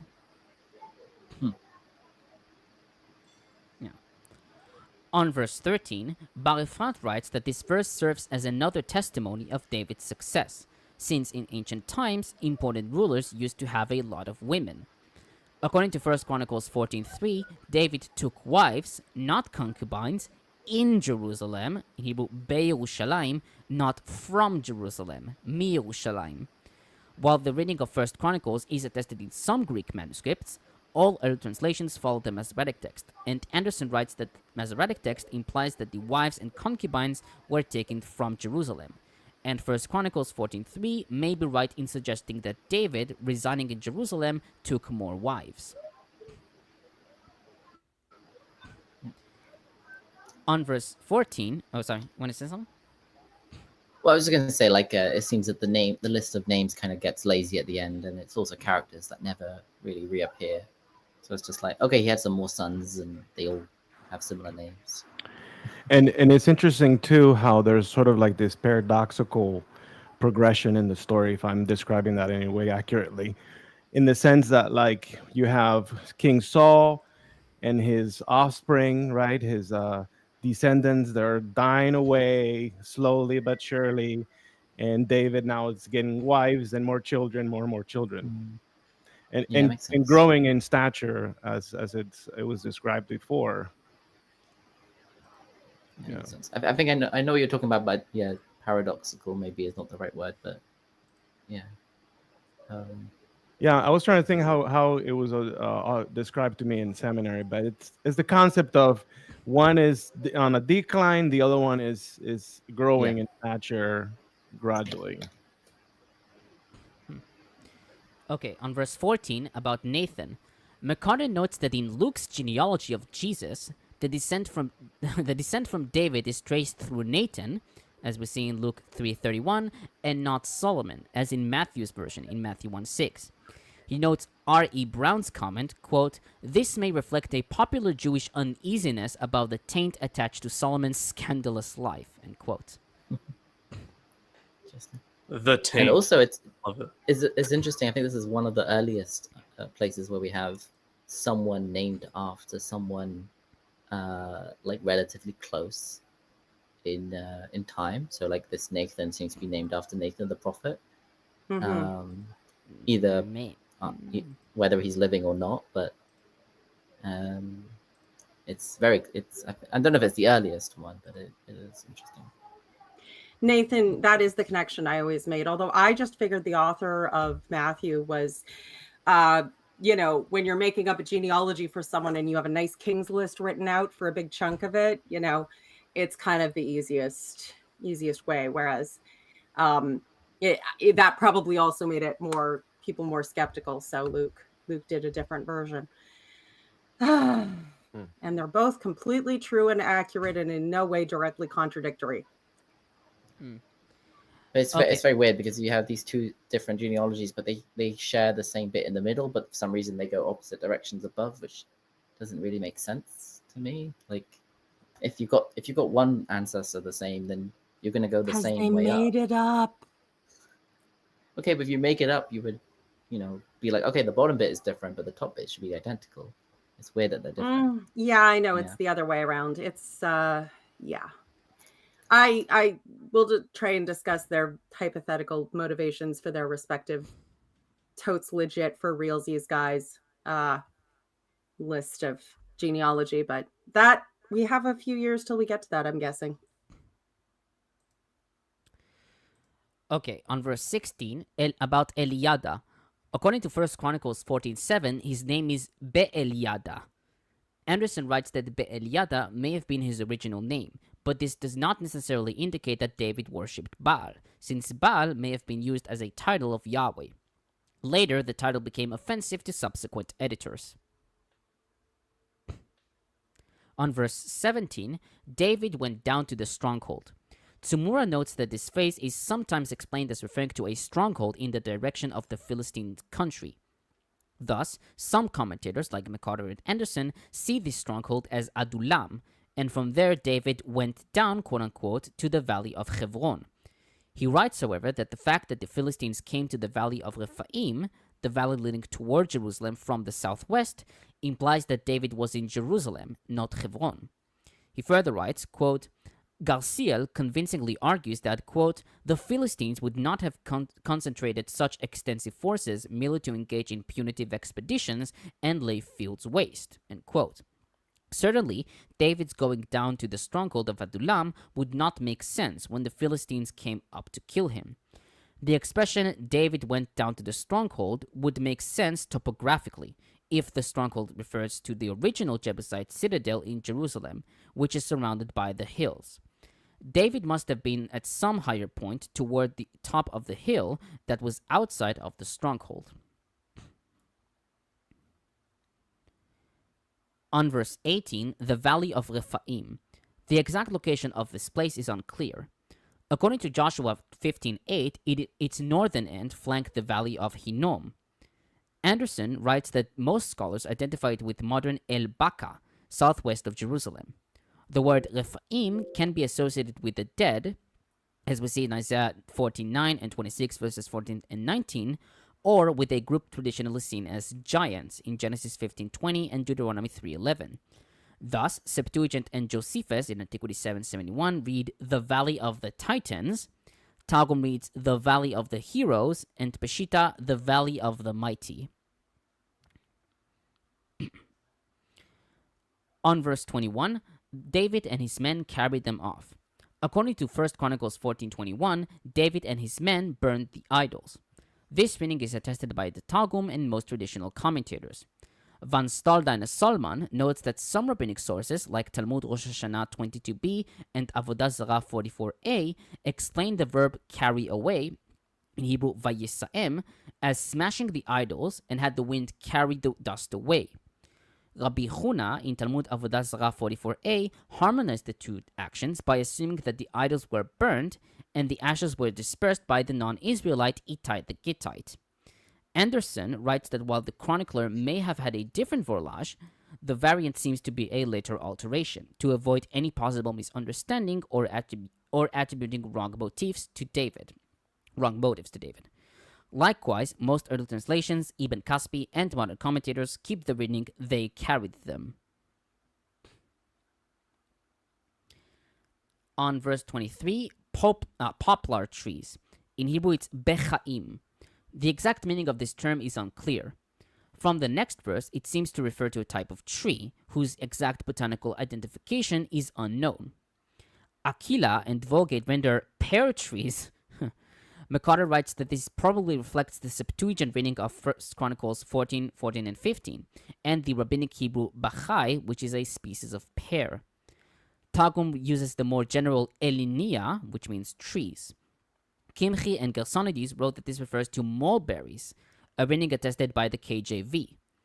Modern translations differ on the identity. NEB has aspens, NAB has mastic trees, and balsam trees by JPS, NIV, Tsumura, and Auld. Septuagint reads weeping, reading bochim, Anderson notes that in Psalms 84:7, which is 6 in the Old Testament, there is Valley of Baca, Emek HaBacha in Hebrew, in the vicinity of Jerusalem, and notes N.L. Tidwell's suggestion that this location may have been the original setting of the second battle. He writes, however, that the link between the trees, Bechaim, and the Valley of Bacha may only be apparent. He suggested that there may have been a confusion between Emek Rephaim, the Valley of Rephaim, and Emek Bachaim, the Valley of the Balsam trees. And Peshitta reads Bakim. And finally, on verse 25, Geba, 1 Chronicles 14:16, and Septuagint read Gib'on. Although Kimchi wrote that both names denote the same place, Bar-Efrat notes that Geba was located 8 kilometers northeast of Jerusalem, and Gib'on was located northwest of Jerusalem. Most modern commentators take Gib'on to be the original reading, with Anderson writing that the Masoretic text variant may be a scribal error. So the verse 24, it says, you will know, like, when you hear the sound of marching in the top of the trees. And you could read that as, if you put someone on the top of the trees, you'll be able to hear the marching of the Philistines. But it also seems to be understood that the actual trees will make a noise that sounds like marching, and that will be the sign. And Rashi goes as far, I think it's Rashi, goes as far to say that this is the angels coming to help fight the war are like touching the tops of the trees. Oh yeah, no, that totally sounds like with Elisha later with his servant and the chariots and horses of Israel, and you know, the idea that supernatural invisible soldiers are going ahead of you and they will, you know, strike terror into the hearts of your enemies. Yeah. So you may think crush them before you. I think that is also in Targum. Let me check real quick. Oh, yeah, maybe. Yeah. Yeah. At Rashi least- says these are the angels stepping on the top of the trees that I am sending to help you. Yeah, Kimchi also notes this, or at least he notes the Targum. So I'll check von Saldarini Solomon's commentary on this. Yeah, I see a comment. Aaron? There is a comment. All right. Martin Nobani offers €5.99 and says, I ground to a halt, but I swear I will catch up with the show. All right. Well, thank you very much. And are we ready now to move on to chapter 6? No, I have one Christian commentator. I just want to check something on the Targum. Where is it? Yeah, okay. And the Don't Targum worry, reads, we love you anyway. It takes time to catch up. I multitask that stuff all the time. Don't worry about it. yeah, no, just notice this now. So the Targum reads, and about the time you hear the sound of an outcry in the tops of the trees, then you will be strengthened, for then the angel of the Lord will have gone out to succeed before you to kill among the camp of the Philistines. The angel of the Lord, not Yahweh. Okay. Tomato. Okay. And now the Christians, I only have one, and that is Tertullian. And I don't think it's irrelevant, but I think Lawrence will find it amusing. Tertullian is always so funny. That dude's a fucking maniac. He's so funny. He's nuts. He's fucking nuts. Yeah, he is. Well, regarding this, Tertullian refutes the heretical claim of Marcion, who suggests that Christ is not really David's son, given their opposite reactions to the blind, by emphasizing the difference in attitude of the ones who were blind. Interesting note by Tertullian. Thanks. Yeah. It's like, that can't be it, because look at how differently they treat them. Wow. That is that genetics. Yeah. Here's the guy who wrote, we want no curious disputation after possessing Christ Jesus, no inquiring after enjoying the gospel. With our faith, we desire no further belief. Yeah. And the Son of God died. It is by all means to be believed, because it is absurd. And he was buried and rose again. The fact is certain, because it's impossible. Yeah, you know, honestly, that is a pretty common argument for Christianity. This is so ridiculous. It must be true. That That tracks. It's the whole like argument from like embarrassment or something. Like you Oh, wouldn't say it because it would be embarrassing if it wasn't like you could make that argument for every single religion. The incoherent and contradictory rambling is too embarrassing for a serious adult to propose. Therefore, the only reason they could possibly be doing it is because it's true. Works for God, religion, all faiths, and most political so based figures. on that argument, like if it's embarrassing, it makes it more true. Then Mormon. Right. Yeah. He cut out, but we know what he's saying. Mormonism, yeah. All right, so we move on to chapter 6 then? Yeah. Okay. I could totally stand to read chapter 6. You want to You read should. chapter 6? Oh yeah, definitely. This part's great. For me, baby. Have at it. Yeah. It's Okay. David is doing the dance. It's not just the dance, but the other thing with Uzzah. David Yeah, again Uzzah as well, yeah. gathered all the chosen men of Israel, 30,000. David and all the people with him set out and went from Bala Judah to bring up from there the Ark of God, which is called by the name of the Lord of Hosts, who is enthroned on the cherubim. They carried the Ark of God on a new cart and brought it out of the house of Abinadab, which was on the hill. Uzzah and Ahio, the sons of Abinadab, were driving the new cart with the Ark of God, and Ahio went in front of the ark. David and all the house of Israel were dancing before the Lord with all their might, with songs and lyres and harps and tambourines and castanets and cymbals. When they came to the threshing floor of Nakon, Uzzah reached out his hand to the ark of God and took hold of it, for the oxen lurched. The anger of the Lord was kindled against Uzzah, and God struck him there, and he died there beside the ark. David was angry because the Lord had burst forth with an outburst upon Uzzah, so that place is called Perez Uzzah to this day, which apparently means bursting out against Uzzah. Yeah, the breach. burst of And Uzzah, or the breach of Uzzah.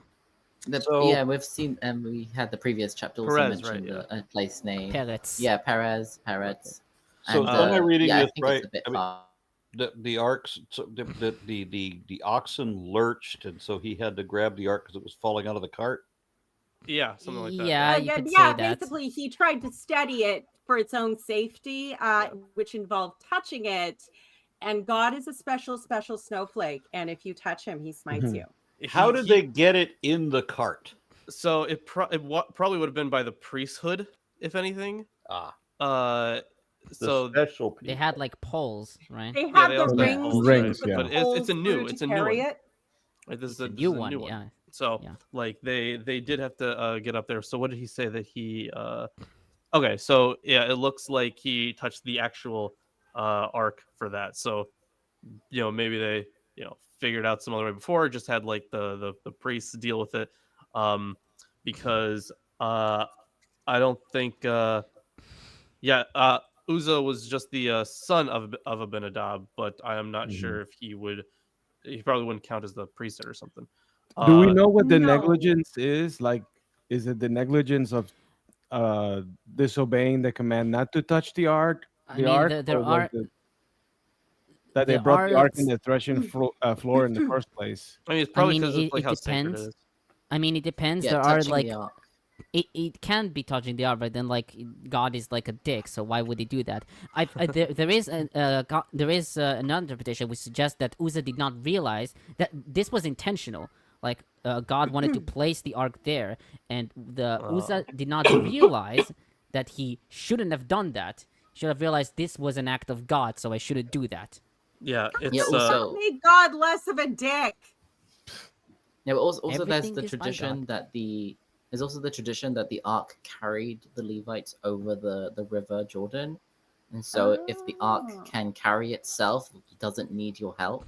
So like to reach out is to say like, oh, the ark, needs me or something. I mean, I was sorry. Go ahead. Like in the Temple of the Philistines, right? Like it handled itself. That's kind of the whole idea, right? Knock down the other idols and other statues and whatnot.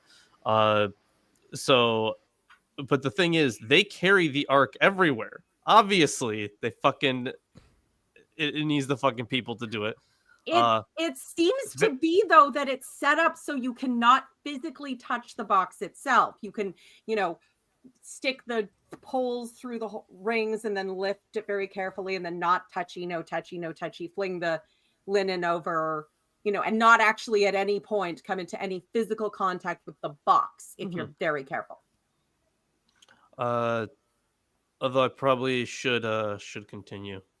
Yeah, you should. Before you do, Zed Alpha 3000 says, I finally had a chance to see Lawrence's biblical flat earth video. It was amazing in all caps with multiple exclamation points. Also, great to be watching live. I appreciate that, Zed Alpha.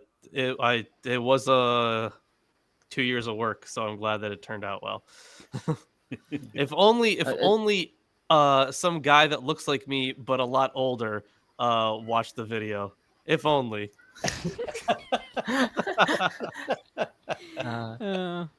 Maybe if you dye your beard blue, he'll do it. Maybe, yeah. I got cut off a second ago, but I just wanted to quickly say that also there's the idea that they weren't supposed to put it in a cart. They were supposed to get Levites to carry it.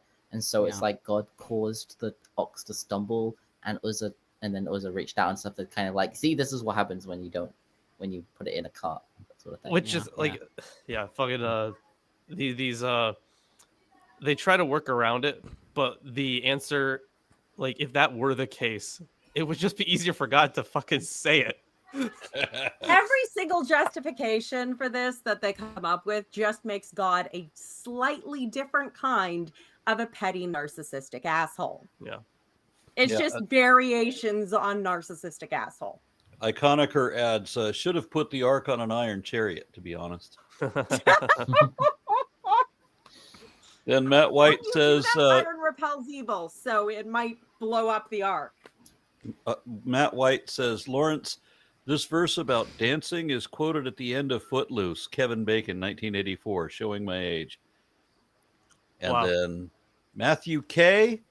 says, with the ark being carried into battle, what would happen? If someone falls on it, it gets shoved into it, or if someone falls on it or it gets shoved into it during battle, what would happen then? The wrath of God happens. Fuck you. because their face melts.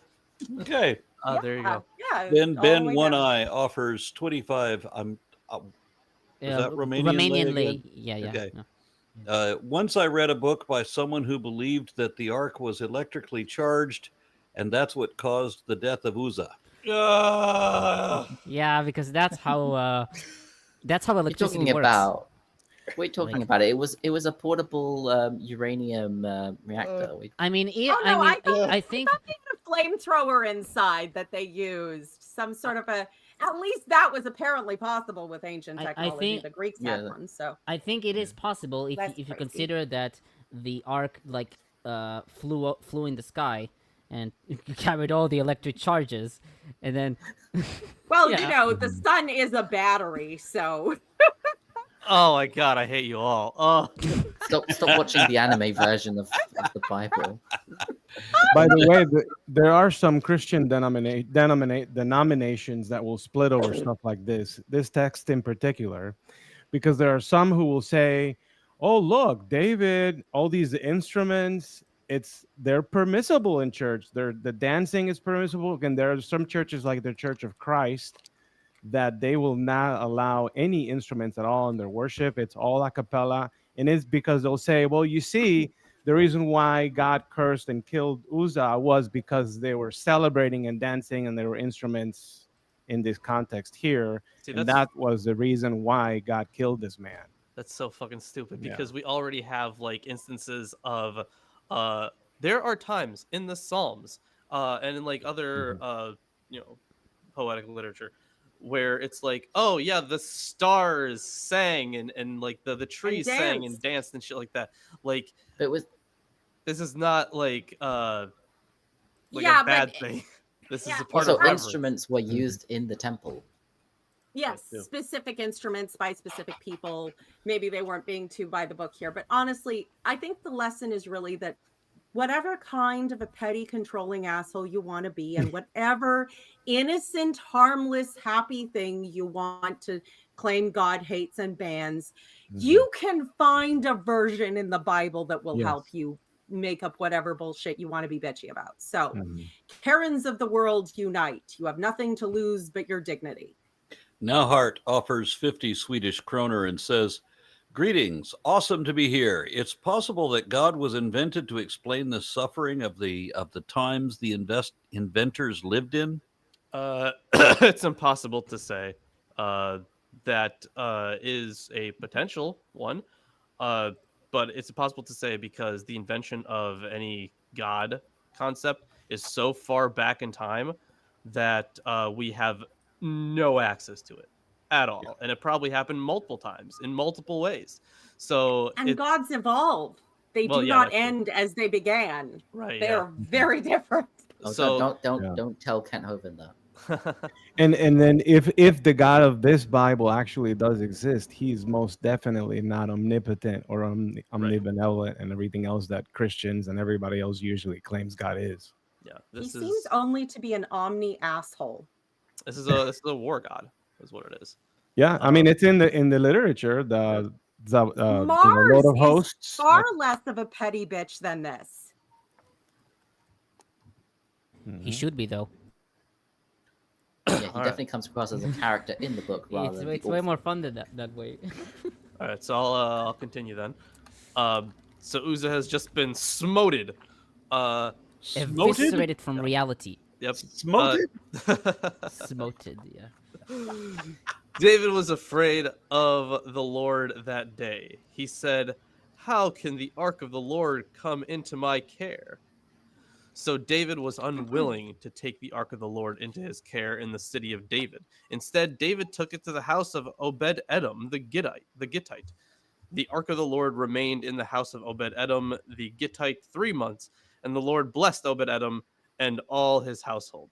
See, this seems like a little aside just to like include another group of people. So it was told King David, "The Lord has blessed the house of Obed-Edom and all that belongs to him because of the ark of God." So David went and brought up the ark of God from the house of Obed-Edom to the city of David with rejoicing. Yay! And when those who bore the ark of the Lord had gone 6 paces, he sacrificed an ox and a fatted calf. David danced before the Lord with all his might. David was girded with a linen ephod. So David and all the house of Israel brought up the ark of the Lord with shouting and with the sound of the trumpet. As the ark of the Lord came into the city of David, Michal, daughter of Saul, looked out of the window and saw King David leaping and dancing before the Lord, and she despised him in her heart. They brought in the ark of the Lord and set it in its place, inside the tent that David had pitched for it. And David offered burnt offerings and offerings of well-being before the Lord. When David had finished offering the burnt offerings and the offerings of well-being, he blessed the people in the name of the Lord of hosts, and distributed food among all the people, the whole multitude of Israel, both men and women, to each a cake of bread, a portion of meat, and a cake of raisins. Then all the people went back to their homes. David returned to bless his household, but Michal, the daughter of Saul, came out to meet David and said, "How the king of Israel honored himself today, uncovering himself today before the eyes of his servants' maids, as any vulgar fellow might shamelessly uncover himself." David said to Michal, "It was before the Lord who chose me in place of your father and all his household to appoint me as prince over Israel, the people of the Lord. I will dance before the Lord. I will make myself yet more contemptible than this, and I will be humbled in my own eyes. But yeah, I'll be humbled in my own eyes, but by the maids of whom you have spoken, by them I shall be held in honor. And Michal, the daughter of Saul, had no child to the day of her death. So few things there. We talked a little bit already about the ark and touching it, how it was like sacred, and you go die. And then the rest of it, like they have this inclusion of the house of Obed Edom kind of along the way. And then this issue of dancing basically naked. This would have been like it wouldn't have been a rare thing to do that. Maybe this was kind of a I don't think it says he's naked. He's saying he's wearing No. linen garment. I said he's civil almost. garment. It depends on the translation. The implication And also the being word that he's exposed wearing very doesn't little. necessarily mean. I don't think being exposed to the people means that you were naked in front of them. I think it's Yeah. more implying. I don't know. that I exposed myself you to showed a crowd of you people showed the other day. yourself in such a way. Lawrence, You you're not showed an yourself example. in such a way. You I- showed yeah, I yourself mean, to say everyone. when there's a like break. you behaved in such a way that Yeah, there are interpretations which like take Michal to be a very conservative, like have a conservative approach, and like there is I think a midrash which says that all the family of Saul like wore wore clothes to the point where you couldn't even see their hands or their legs, even a toe. Yeah. Well, this guy was girded with an ephod. Are we to imply that's all he had on? A Well, the linen thing is, undergarment in some variations, yes. I suppose that some of this could be like the whole like even uncovering himself thing, like this Well, So- I don't know if you've done a lot of dancing, but it generally is better to wear something a little lighter than general formal kingly doodads. sure Um, can't dance. it's also like he was dressed as a cultic like member, like almost like a priest rather than as a king. Yeah. Sure, yeah. Which I guess might have been like part of the issue for Michal, right? If he was like pretending to be part of this priesthood. And he's also like exposing himself by acting very what might be inappropriate normally for a king. Yeah, Sure, yeah. That's true. But I dancing mean, with all your isn't might the and, ultimate they hear like what's in view? It's the fact that he's going to have some more kids, and very much is kids with these slave concubines, right? And then the contrast with the fact that he didn't have any kids with Michal. So I mean, why else would you Well, be he had a exposing kid if before. not? I have things There's some to sort of say about seduction Michal. view It's here or going to something. take me a minute, so let Lawrence finish what he was saying. She did have a child. So the one other note that I had on this, so when he's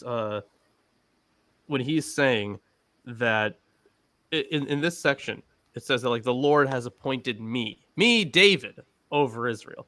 See, it's interesting because, at least to me, because in so many other points in the narrative so far, we've had him kind of like eschew that role almost, like kind of like begrudgingly, kind of like, oh well, if you say so. And then there have been times where it seems like he has already been given this kingdom and he still does not acknowledge that it's his fucking kingdom. But then here he's all like, yeah, he chose me. I'm the chosen David. So, I am the chosen one. Damn straight. He's very humble in public, less so behind closed doors, it seems. Yeah. Or we just have different traditions here being stitched together. Yeah. But we know what's coming in chapter 7 when it says like, there comes a time for you that I will raise up your descendant, one of your own sons.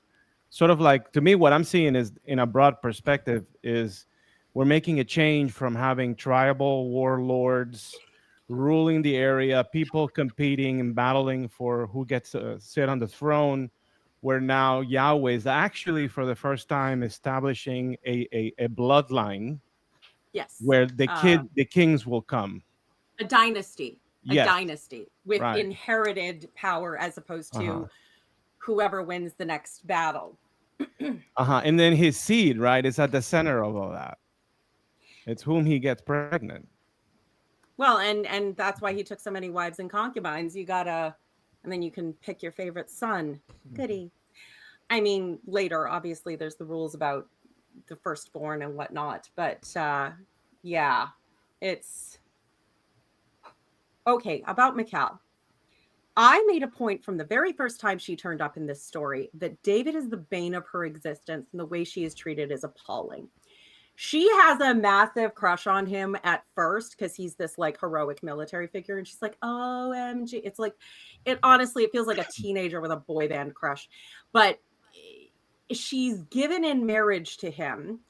Her father tries to get him, to fail at his task by taking all that, and then he doubles the bag of dicks as dowry. Love the vibe. She risks herself to let him escape, to provide a distraction so he can escape the city, a la Romeo and Juliet. But instead of being together forever, she's given in marriage to someone else who apparently actually cared about her and treated her well. David takes her back, not because he wants her or cares about her, but because she was his wife first. And as Saul's daughter, it might give him additional oomph in his claim to legitimacy. He doesn't give a damn about her. He takes her away from a loving home and a loving husband who comes after to beg for her to remain with him. No. And then she's kept away here, probably treated very poorly because her father was the king that he was overthrew. And then after all this, she's like, why aren't you acting like a king?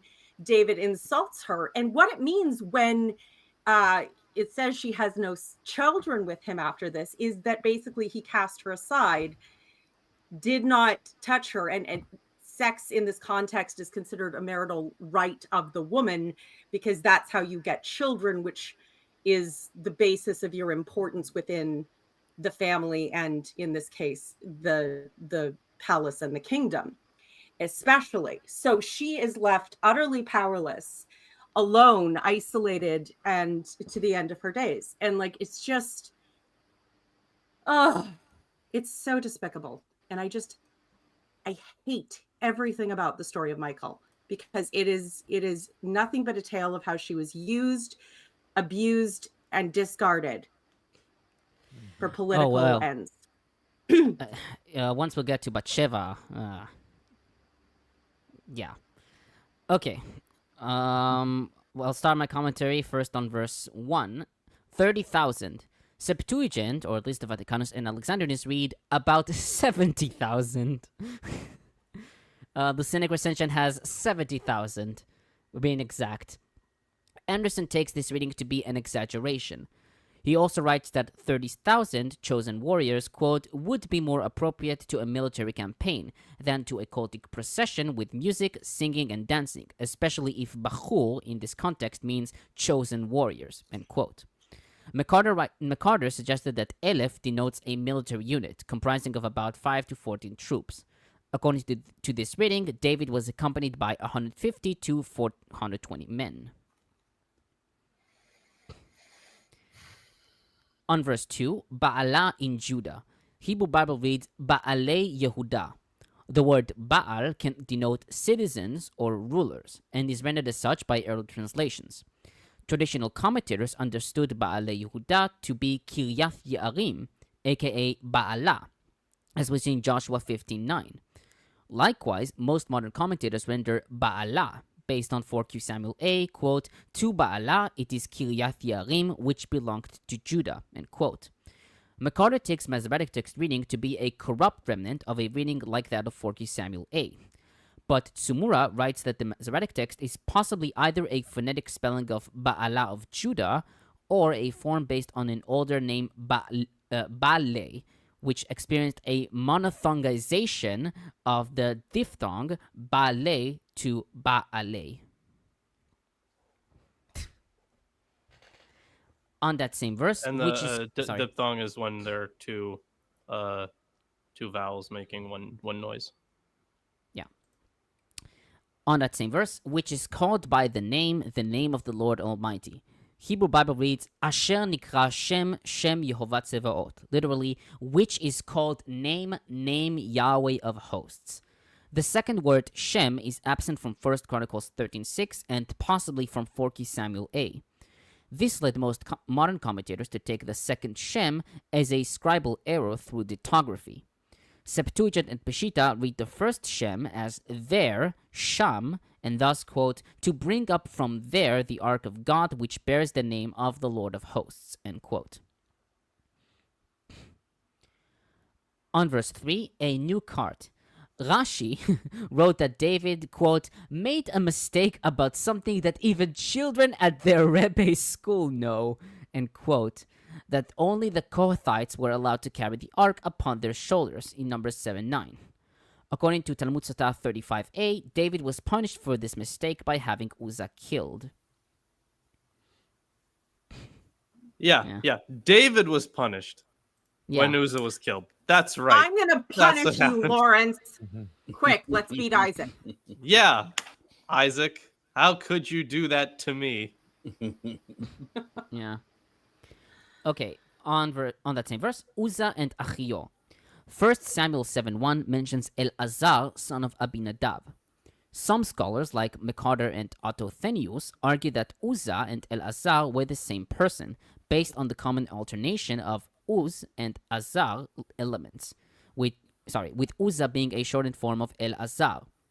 Tsumura writes that it is possible that Uzzah, a hyperacrosticon of a theophoric name Uziel, is a variation of Elazar.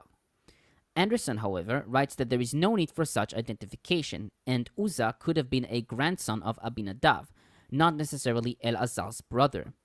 Regarding Achio, some scholars wrote that it is improbable for Achio to be a proper name, with some, like Wellhausen, Bott, and Caird, read his brother, Achiv, based on the Septuagint, his brothers, reading Echav. Anderson, however, writes that Echav could be a variant of Achia.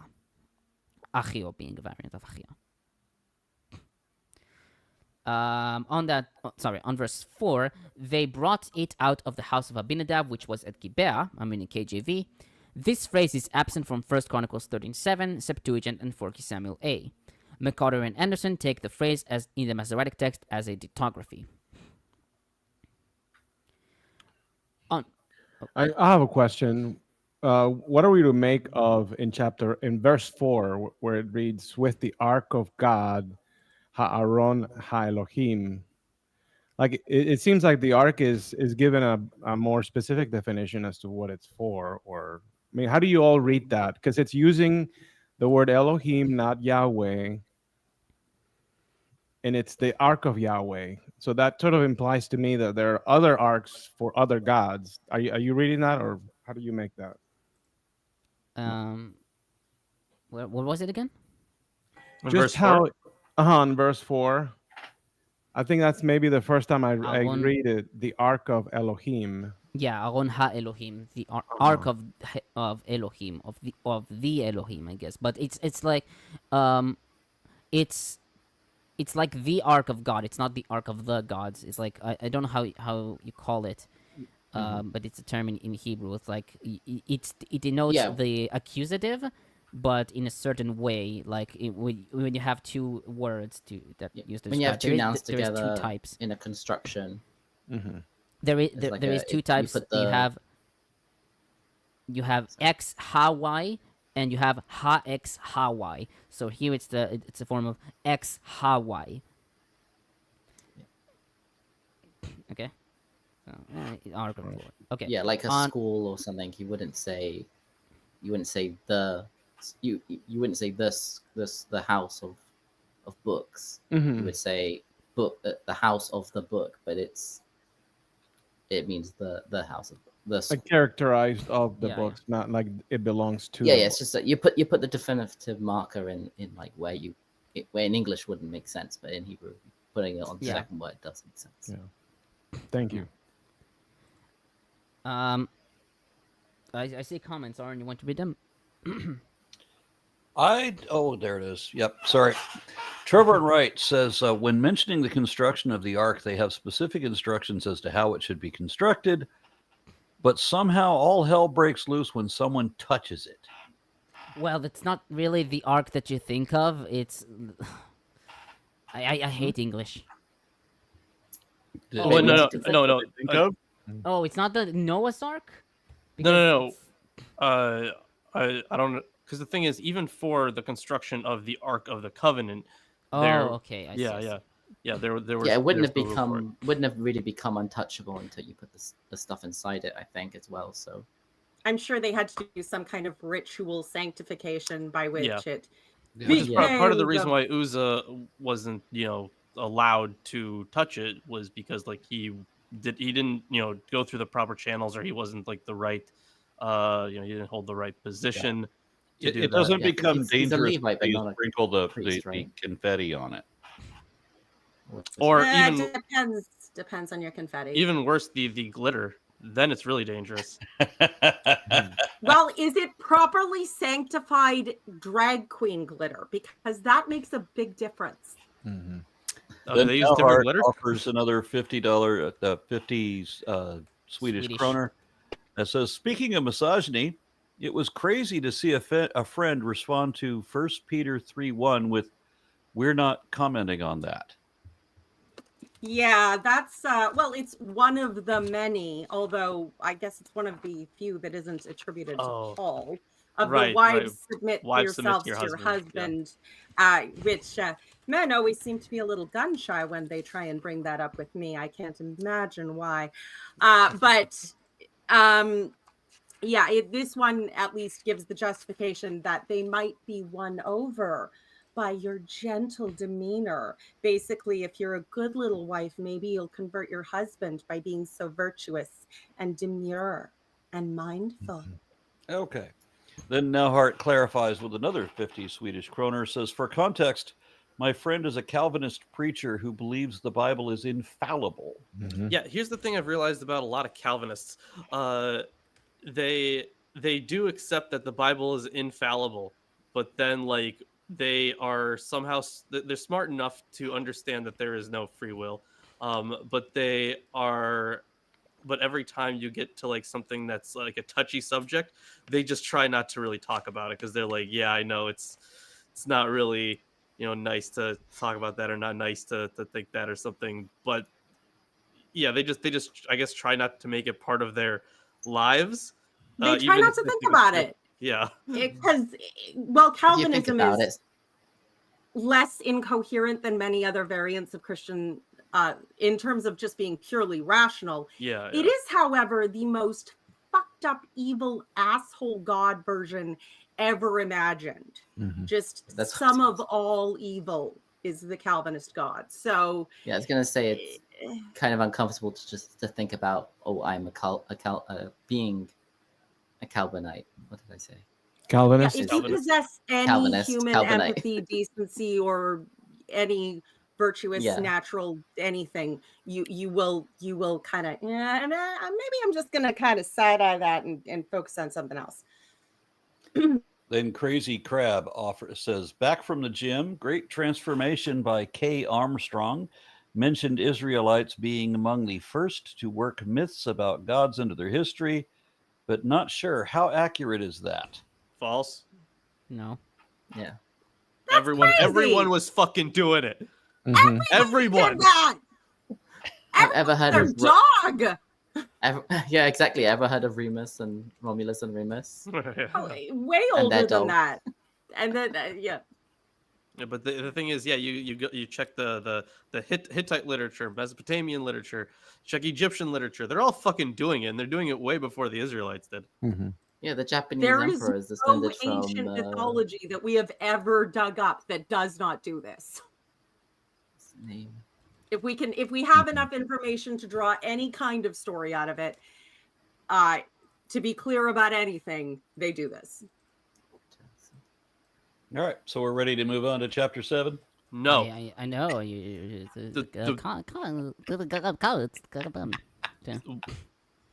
I didn't understand anything he just said. But the Don't thing is, anger me.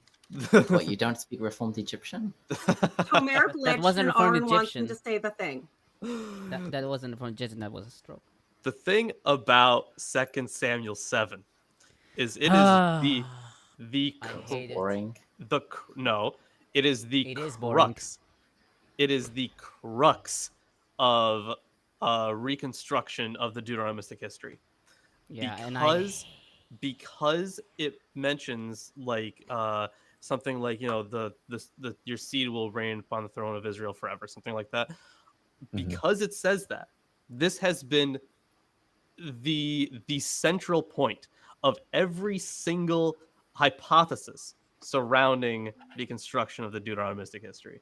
Yes. This needs to be taken into account. It's not just some small thing that you can look over. It needs to be addressed in every single model. And it is often the first thing addressed because it's so important. I hated commentating on that chapter.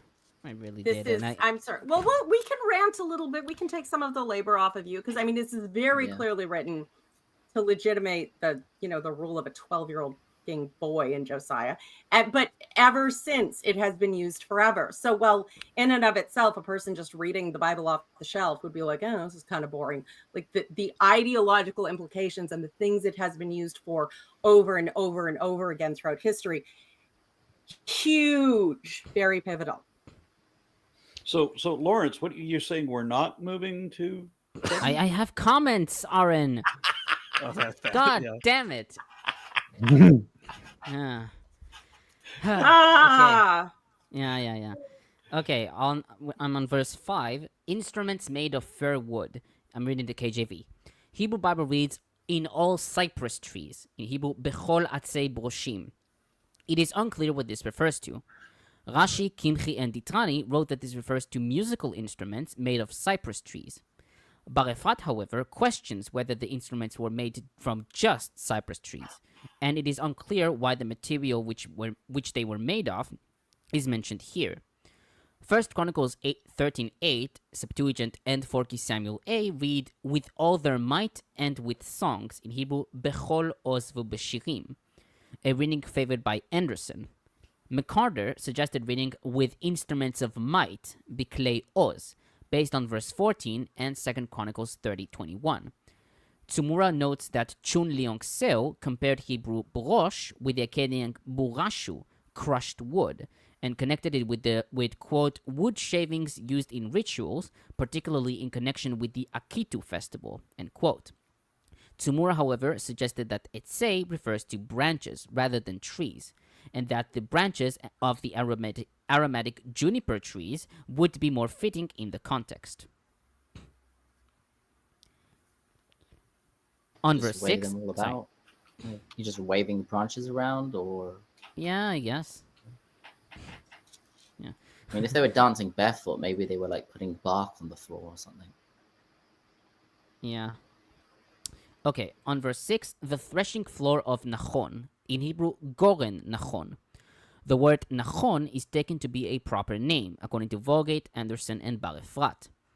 1 Chronicles 13:9 reads, the threshing floor of Kidon, a reading reflected by Josephus in Antiquities 781. Septuagint reads, Nodab, and 4 Samuel A, Nodan. Auld writes that the term Nodan lies between the reading Nachon of the Masoretic text and Nodab of the Septuagint.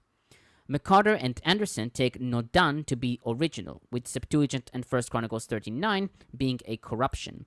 Tsumura, however, notes Herbert's reading of 4 Samuel A as Noran, and thus deviates from all witnesses. Now on verse 7, God's punishment is seemingly harsh. The word for irreverent act is hashal, which is a hapax. Rabbi Yochanan in Talmud Sotah 35a taught that God smote Uzzah for his forgetfulness, shalu. Rabbi Elazar taught that God killed Uzzah because he relived himself in its presence. And according to Rashi there, he lifted the edges, shulaim, of his garment in front of the ark to achieve this. Yeah. I didn't get that out of the text. Of course he didn't. Yeah. So he teabagged God. Like a 12-year-old playing Halo. Kinda. Maybe he just grabbed the statue by the nuts. Yeah. He was mean- doing the Grabbing old him by tradition the where you pussy. like Don't let you it piss fall. on the wheel. He was like, oh, no one can see me. They're all behind me. But like, God's like, well, I could see you. Yeah. Trevor and Wright says, was the Ark of the Covenant used to promote a certain level of unity on the battlefield? Was this also part of its purpose? I mean, maybe, but the purpose of the ark, if it were, if we are to, take at least some of this at face value, would be that it would, grant you a lot of power in battle. Like you would have God on your side. So it's basically a case full of whoop ass. Mhm. And also in this immediate context, it's a blessing for that family that kept it for 3 months and whatnot. And so David's like, well, we need to have that here. Bring it back. Well, yeah, so Yeah, that yeah. adds like another thing. So it adds like the keepers of the ark are blessed. Mhm. Yeah, it's not just Mhm. a tool of war. But I don't think we have any like evidence that the ark that would have been in the temple, maybe not the second temple, but was ever actually used in war. Like there's definitely stories in the Bible, but I don't think we have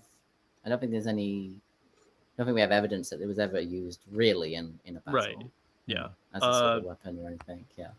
Yeah. But Though carrying an icon before the soldiers before a battle is fairly typical. Yeah.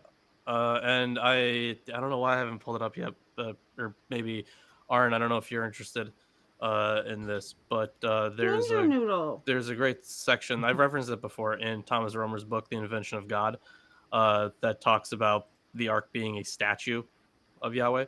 Mhm. So it's not just like the box that we usually see. Yeah. The box is just part of it. That's just the footstool. But then you have this whole other thing it'll be the full statue that would be carried. Statues were pretty important in that time and place for processions, for example. So the way that it's being treated here in chapter 6 makes perfect sense for an actual statue being So part are of we a talking group. about a statue in the box or the box No, is On the box. on the box? Like It's The you know, lid. like Think of the picture you normally get with the angels with the wings meeting over. The Now two imagine cherubim that an are idol facing- of God is sitting on a throne in between them. Okay, good. yeah, it's like the statue was replaced with the presence of God in between, enthroned by the cherubim. Yeah. Mhm. There's another comment. All right, Crazy Crab says, sorry guys, I was talking about way back when the Israelites were polytheists and not the creation stuff, but specifically the way they told stories about their military campaigns. I mean, yeah, that it applies for that too.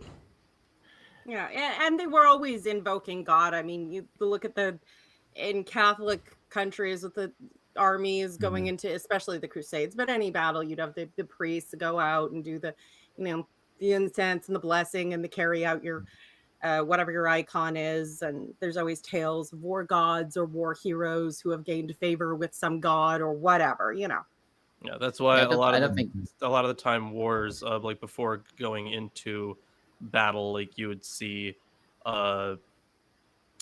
prayers, you'd see sacrifices before this stuff, and then if they win, it's like, oh, look at that, we did all that stuff properly. So Right. Yeah. I think he's stressing that he doesn't mean like origin stories, mixing in mythology, but like actual, like he said, like military victories and stuff, mixing that with the mythology. If the Israelites were the first to do that, which I don't think so either. Like, There's an interesting example of how that can overlap with actual history with the Thunder Legion. Look into that. I don't have time to go over it now. Tomer will come from the other side of the planet and hit me upside the head with a commentary book. Another comment. Bastards are thick. Crazy Crab says, sorry for the mix-up. I can only type so many characters, and I'm eager to learn. I haven't finished my commentary. There we go. Yeah. Yeah. Okay. Alexandrinus, Lucanic Recension, Targum, and Vulgate took shal to mean rashness or mistake. Most traditional commentators follow the Targum, with Kimchi explaining that only the Levites were allowed to touch the ark.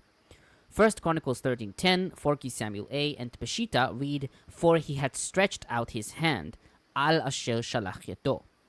Most modern commentators write that most modern commentators take hashal to be a corrupt fragment of this reading. McCarter writes that the Israelites, quote, understood that all sacred objects were to be approached with great care, and that the manipulation of sacred objects was an activity necessarily insulated by ritual precautions and taboos, end quote. Thus, the transference of the ark was a task amounted to a sacred rite, and, quote, any defect in preparation for or error in the performance of such a rite might provoke a harmful response from a potentially beneficial power, end quote.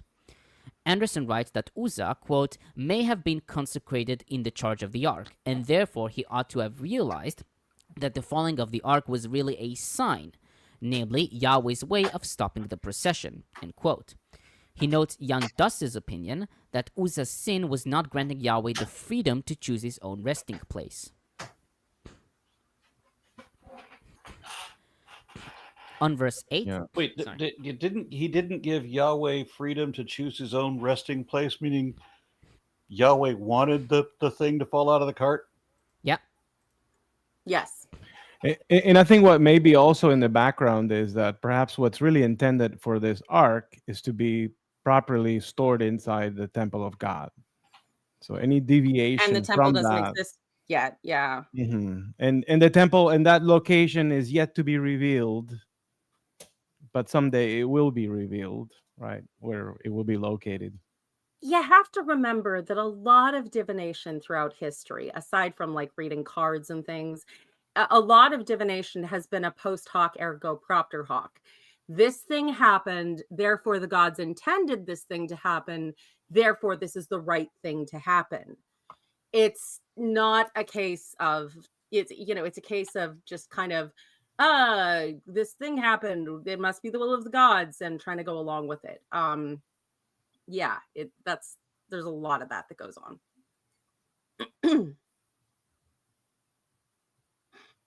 Okay, on verse 8, Peretz Uzzah. The word Peretz denotes Yahweh's infliction on Uzzah in, quote, the Lord's wrath had broken out against Uzzah, end quote. In Hebrew, Paratz Yehovah Peretz be'Uzzah. McCarter takes most of the verse to be an addition by a later editor, since, quote, it introduces a fanciful explanation of the place name, and by calling the contemporary site and its name to the attention of the reader, to this day, it offers confirmation of the veracity of the larger account, end quote. He writes that the etymology for Peretz Uzzah is likely historically accurate in part, in that the name was derived from Uzzah, son of Abinadab, who was remembered as having died there. He writes that Peretz must have been a geographical term, designating either a breach or gap in the fortifications of Jerusalem. On verse 10, the house of Obed Edom the Gittite. The word Gittite, in Hebrew Gitti, refers to Gath.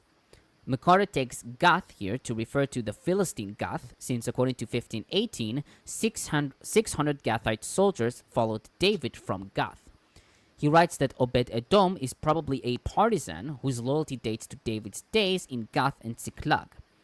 Although Tsumura accepts this interpretation, other commentators like Abramski, Anderson, and Bar-Efrat note that there are Israelite cities named Gath, such as Gath Rimon in Joshua 21 verses 24 to 26, and Gath Hefer in Joshua 19:13. And so Obed Edom was not necessarily a Philistine. 1 Chronicles 15 describes Obed Edom as a Levite musician, verse 21, and doorkeeper, verses 18 and 25, and also 26:15. While the interpretation that Obed Edom was a Levite is accepted by Josephus in Antiquity 783, Numbers Rabbah 420, and traditional commentators, McCarter writes that it is unlikely that Obed Edom was a Levite, since his name seems to be non-Yahwistic, meaning servant of the deity Edom. Anderson notes Bud's interpretation that no Israelite was willing to take the dangerous ark, and therefore it was deposited in a Philistine's house.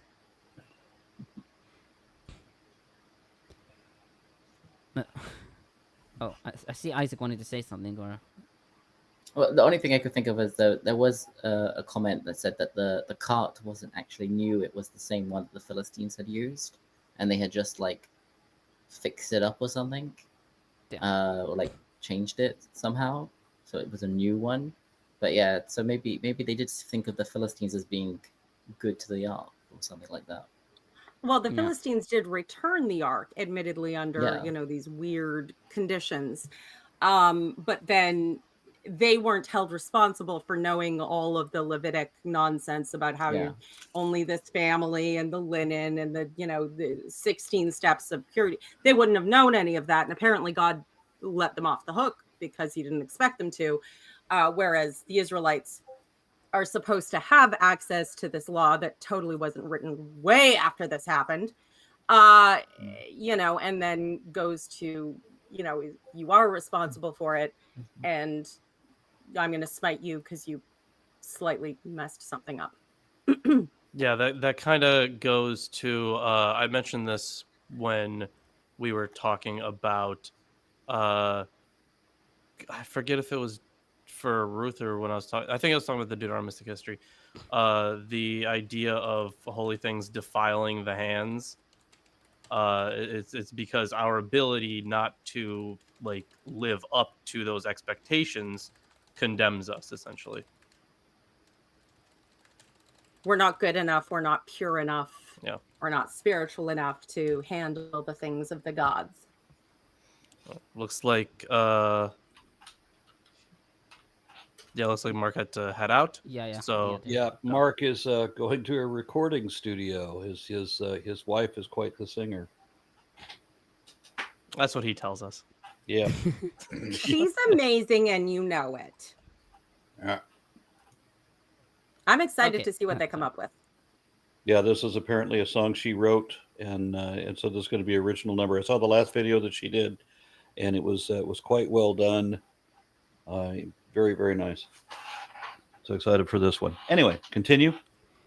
Yeah, okay. On verse 11, the Lord blessed him and his entire household. According to 1 Chronicles 26, verses 4-5, God blessed him with 8 children. Rav Yehuda Bar Zevida, in Talmud Berachot 63b, taught that Obed Edom's wife, called Chamot, and her 8 daughters-in-law each gave birth to 6 children in a single womb. What? Yeah. Yeah, Everybody just like- had just 6 like- tuplets. just like the Israelites in Egypt, right? Oh yeah, where they were all Yeah. having like 35 children a year. Just Yeah, so that... Yeah. Yeah. Because I think it Uh, mentions like in Chronicles or something that he has like 62 children or something. Yeah, I mentioned that. 1 Chronicles 26, 4-5. Okay. Or How many at is least it? it implies, but I mean, Ah. the text I think says that it only had 8 children, and then like the generations afterwards, like are the 62 are the generations. I don't think they are the children, or at least maybe I get this wrong, but I think it says explicitly 8 children. Now, Josephus in Antiquity 783 writes that the ark, quote, prospered Obed-Edom's household and conferred many good things upon him personally, end quote. On verse 13, he sacrificed a bull and a fattened calf. According to 1 Chronicles 15:26, the sacrifice consisted of, quote, 7 bulls and 7 rams, end quote, a reading attested by Forky Samuel A. Anderson writes that this reading may have been an elaboration to conform with later cultic practices, citing Numbers 23:1, Job 42:8, and Ezekiel 45:23. Rav Papa Bar Shmuel in Talmud Sotah 35b wrote that for each step, David sacrificed an ox and a fatling, and for every 6 steps, he sacrificed 7 ox and 7 rams. Imagine the number. Rav Chisda, however, wrote that for every 6 steps, David sacrificed an ox and a fatling, and for every 6 sets of 6 steps, he sacrificed 7 ox and 7 rams. Somebody ought to talk to him about mileage. Look, I know God loves barbecue, but damn it, this is ridiculous. Yeah. Who is he beating? Now on verse 14, wearing a linen ephod. Hebrew Bible reads ephod bad. Several commentators note that the ephod was also part of the priestly garments, as we see in Exodus chapters 28 and 39. And a linen ephod is worn by Samuel in 1 Samuel 2:18, and by the priests of Nob in 22:18. Some commentators, like Titrani and Anderson, wrote that David wore a priestly garment, though others, like McCarter and Tsumura, regard it as a simple cloth which anyone can wear, since it is not explicitly told that a linen ephod is part of the priestly garments. Septuagint reads, a distinguished garment. On that same verse, David was dancing. Hebrew for dancing is mecharkel, from the root chaf resh resh. The verb appears only here and in verse 16. The usual understanding of the verb is dancing, according to Vulgate, Rashi, Kimchi, followed by Anderson, Bar-Efrat, and Tsumura. Targum and Peshitta read, David praised the Lord, a reading favored by Ditrani. Septuagint reads, David struck upon tuned instruments. Likewise, McCarter notes Avishur and Alstom's opinion that mecharker refers to an activity of the fingers, based on the Ugaritic verb karkar, which means to twist or twiddle, with Avishur taking mecharker to mean that David played with his hands or fingers, and Alstom taking the verb as a pas pro toto, referring to David's dancing gyrations. McCarter, therefore, takes mecharker to mean fingering, i.e. strumming on a sonorous instrument, quote unquote. Tsumura, however, yeah, laugh it out. I'm laughing at the way you said don't. Because I knew it. It was so expected. So Okay. I'm a little confused. Is he twiddling his fingers or is he twerking? Depends on who you ask. Yeah. There's a subtle I difference mean- there. Yeah, subtle, but who says he wasn't doing both, you know? He's just back that ass up while he plays. He was twiddling his nipples. That's Jeez, no Yeah. wonder God was offended. Tsumura, however, writes that an Ugaritic term kalkal suggests this movement is concerned with more than his fingers. Josephus combines both readings of the Masoretic text and the Septuagint, quote, David himself was playing a stringed instrument and dancing, unquote, in Antiquity 785. On verse I think that's how I 16... learned it sorry. as well. I think I somebody remember showed learning the pictures of him with, story. like a with- tambourine, timbrel type of Yeah. thing. Yeah. It's easier to dance with than a harp. Yeah. Okay, on verse 16, Michal watched from a window. Several commentators note that the theme of woman watching from a window is a common trope in ancient Near Eastern texts and in the Bible, such as Judges 5:28, 2 Kings 9:30, and Song of Songs 2:9. McCarter himself, right? Esther? Did I say? Say Did I and s- Esther. I said and Esther, or? No, I said that. Okay. Sorry. I thought you wanted to correct me or something. Okay, sorry. No, I was saying also Esther. That's the. You know what's his name? specifically where in Esther? Like probably chapter 3 or 4, I guess. Like it's the bit where what's his name? Mordecai is being led down the street by Haman, and Haman's daughter looks out the window and sees, and she mistakes the two, and then she throws the rubbish out the window over the head Oh. of the person leading, but it turns out to be her father, and then she's like throws herself out the window and dies. Is it Esther? You know, normal biblical. No, not Esther. The Book of Esther. Okay. Oh yeah. Okay. Never mind. McCarter writes that this motif has been associated with the cult of the Babylonian goddess Kililu, who was called the Queen of Windows and she who leans out of windows, or that of the Cypriote goddess called Aphrodite peeping out a window. Yeah. Yeah, notes- a lot of those Cypriote. those That sounds very Greek. names. Yeah. Aphrodite Were keeping. Yeah. He notes Porter's opinion that in Michal's episode, the use of the motif has a cultic implication, with Michal being depicted as a hierodule. Anderson, however, writes that this theme here is possibly coincidental and does not necessarily point to an intended sacred marriage between the king and the queen. On verse 17, the tent that David had pitched for it. Bar-Efrat notes that according to Exodus 26, during the wilderness period, the ark resided in a tent, aka the tent of meeting. And according to Joshua 18:1, 1951 and 1 Samuel 2:22, this tent already existed in the days of Joshua and Eli.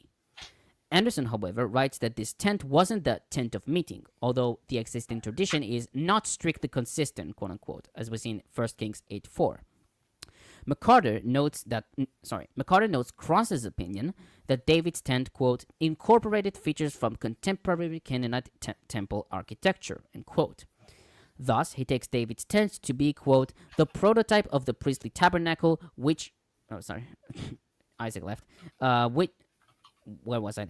Yeah. Thus, he takes David's tent to be, quote, the prototype of the priestly tabernacle, which was at once a tent shrine and, in effect, a portable temple, end quote. He also notes Ruprecht's opinion that the present reference to a tent is secondary and is, quote, a deliberately formulated assertion concerning the structural nature of the ark's abode before its transfer to Solomon's temple, motivated by 7 verses 1 through 7. On verse 19, a cake of dates, a cake of raisins. In Hebrew, ashpar for a cake of dates and ashisha for a cake of raisins. The word ashpar appears only here and in 1 Chronicles 16:3, and its exact meaning is unclear. It has been rendered as roasted bread by the Septuagint, a piece of meat by Vulgate, Peshitta, Kimchi, and Ditrani, 1/6 of a bull, according to Rabbi Hanan bar Abba in Talmud Pesachim 36b, followed by Rashi, Kara, and Gersonides, or cake or roll, according to Aquila and Symmachus. Most modern commentators follow halat by the reading date cake, based on Arabic sufrat, which means vitals, or sifal, provisions consisting of dates and cereals. The word ashisha is found also in 1 Chronicles 16:3, Song of Songs 2:5, and Isaiah 16:7, and Hosea 3:1, and has been variously rendered as cake from a frying pan by the Septuagint, fine flour fried with oil by Vulgate, fine white loaf by the Peshitta, a jug of wine by Talmud Pesachim 36b and most traditional commentators, and raisin cake by Halat, following Arabic atit, which means lost vegetation. Most modern commentators read raisin cake, and Targum reads both as one share and one portion. On verse 20, going around half naked. In Hebrew Bible, nigla hayom, exposing himself. This seems to suggest that David was naked, as Vulgate and Peshitta suggests, or at least that he lost his loincloth during his dancing, according to Storz, cited by Anderson. Tsumura, however, rejects this since he was wearing a linen ephod. McCarter suggested reading like some dancer, based on the Septuagint reading of the end of the verse, as one of the disrobed dancers uncovers himself, with the Masoretic text reading harikim, the empty ones, instead of harukdim, the dancing ones. Van Starda and Solman. Yeah, so David gave God a striptease? I think it helps to imagine David like the Michelangelo statue, David. It helps. Yeah, okay. Yeah. Well, I was thinking maybe if he's wearing some sort of ephod, like if he's twirling around, maybe it would. Yeah. Poor Isaac, he's really got spotty internet today. Wouldn't be showing off. Mm-hmm. Yeah. Well, it's a little peak show, for God. David is he's missing a strong masculine figure in his life now that Joshua and Saul are dead. Yeah. Van Stardan Solman notes that in Talmudic discussion, Michal considered it immoral for David to wear less clothing, since Saul's family was more chaste than David, according to Asini Talmud Yerushalmi Sanhedrin 2:4 and Yerushalmi Sukkah 5:14. This view is reflected by the Targum, which reads, exposing himself as one of the immoral people who strips and exposes himself. End quote. According to Midrash Shmuel 25:6, Saul and his family never showed any naked part of their body, neither a hand nor a foot. She notes, however, that there is a tendency in Jewish literature to clear David from this reproach. For example, Numbers Rabbah 4:20 states that David was fully clothed, with only his toes could be seen while he was dancing. Anderson suggested that while Michal could have been more conservative in her attitude, it is also possible that she was prouder. Thus, David reminds her in verses 21 to 23 that he is Yahweh's chosen king, while she is the daughter of a rejected and dishonored king. He also doubts whether David's reply had any sexual undertones, as suggested by Carlson, or that the slave girls were sacred prostitutes, according to Porter. And finally, on verse 23, McCarter comments, although a few critics would strike the present verse as a midrashic expansion, most see it as the essential point that the episode is most see it as the essential point the episode is included here to make. It wasn't written very good.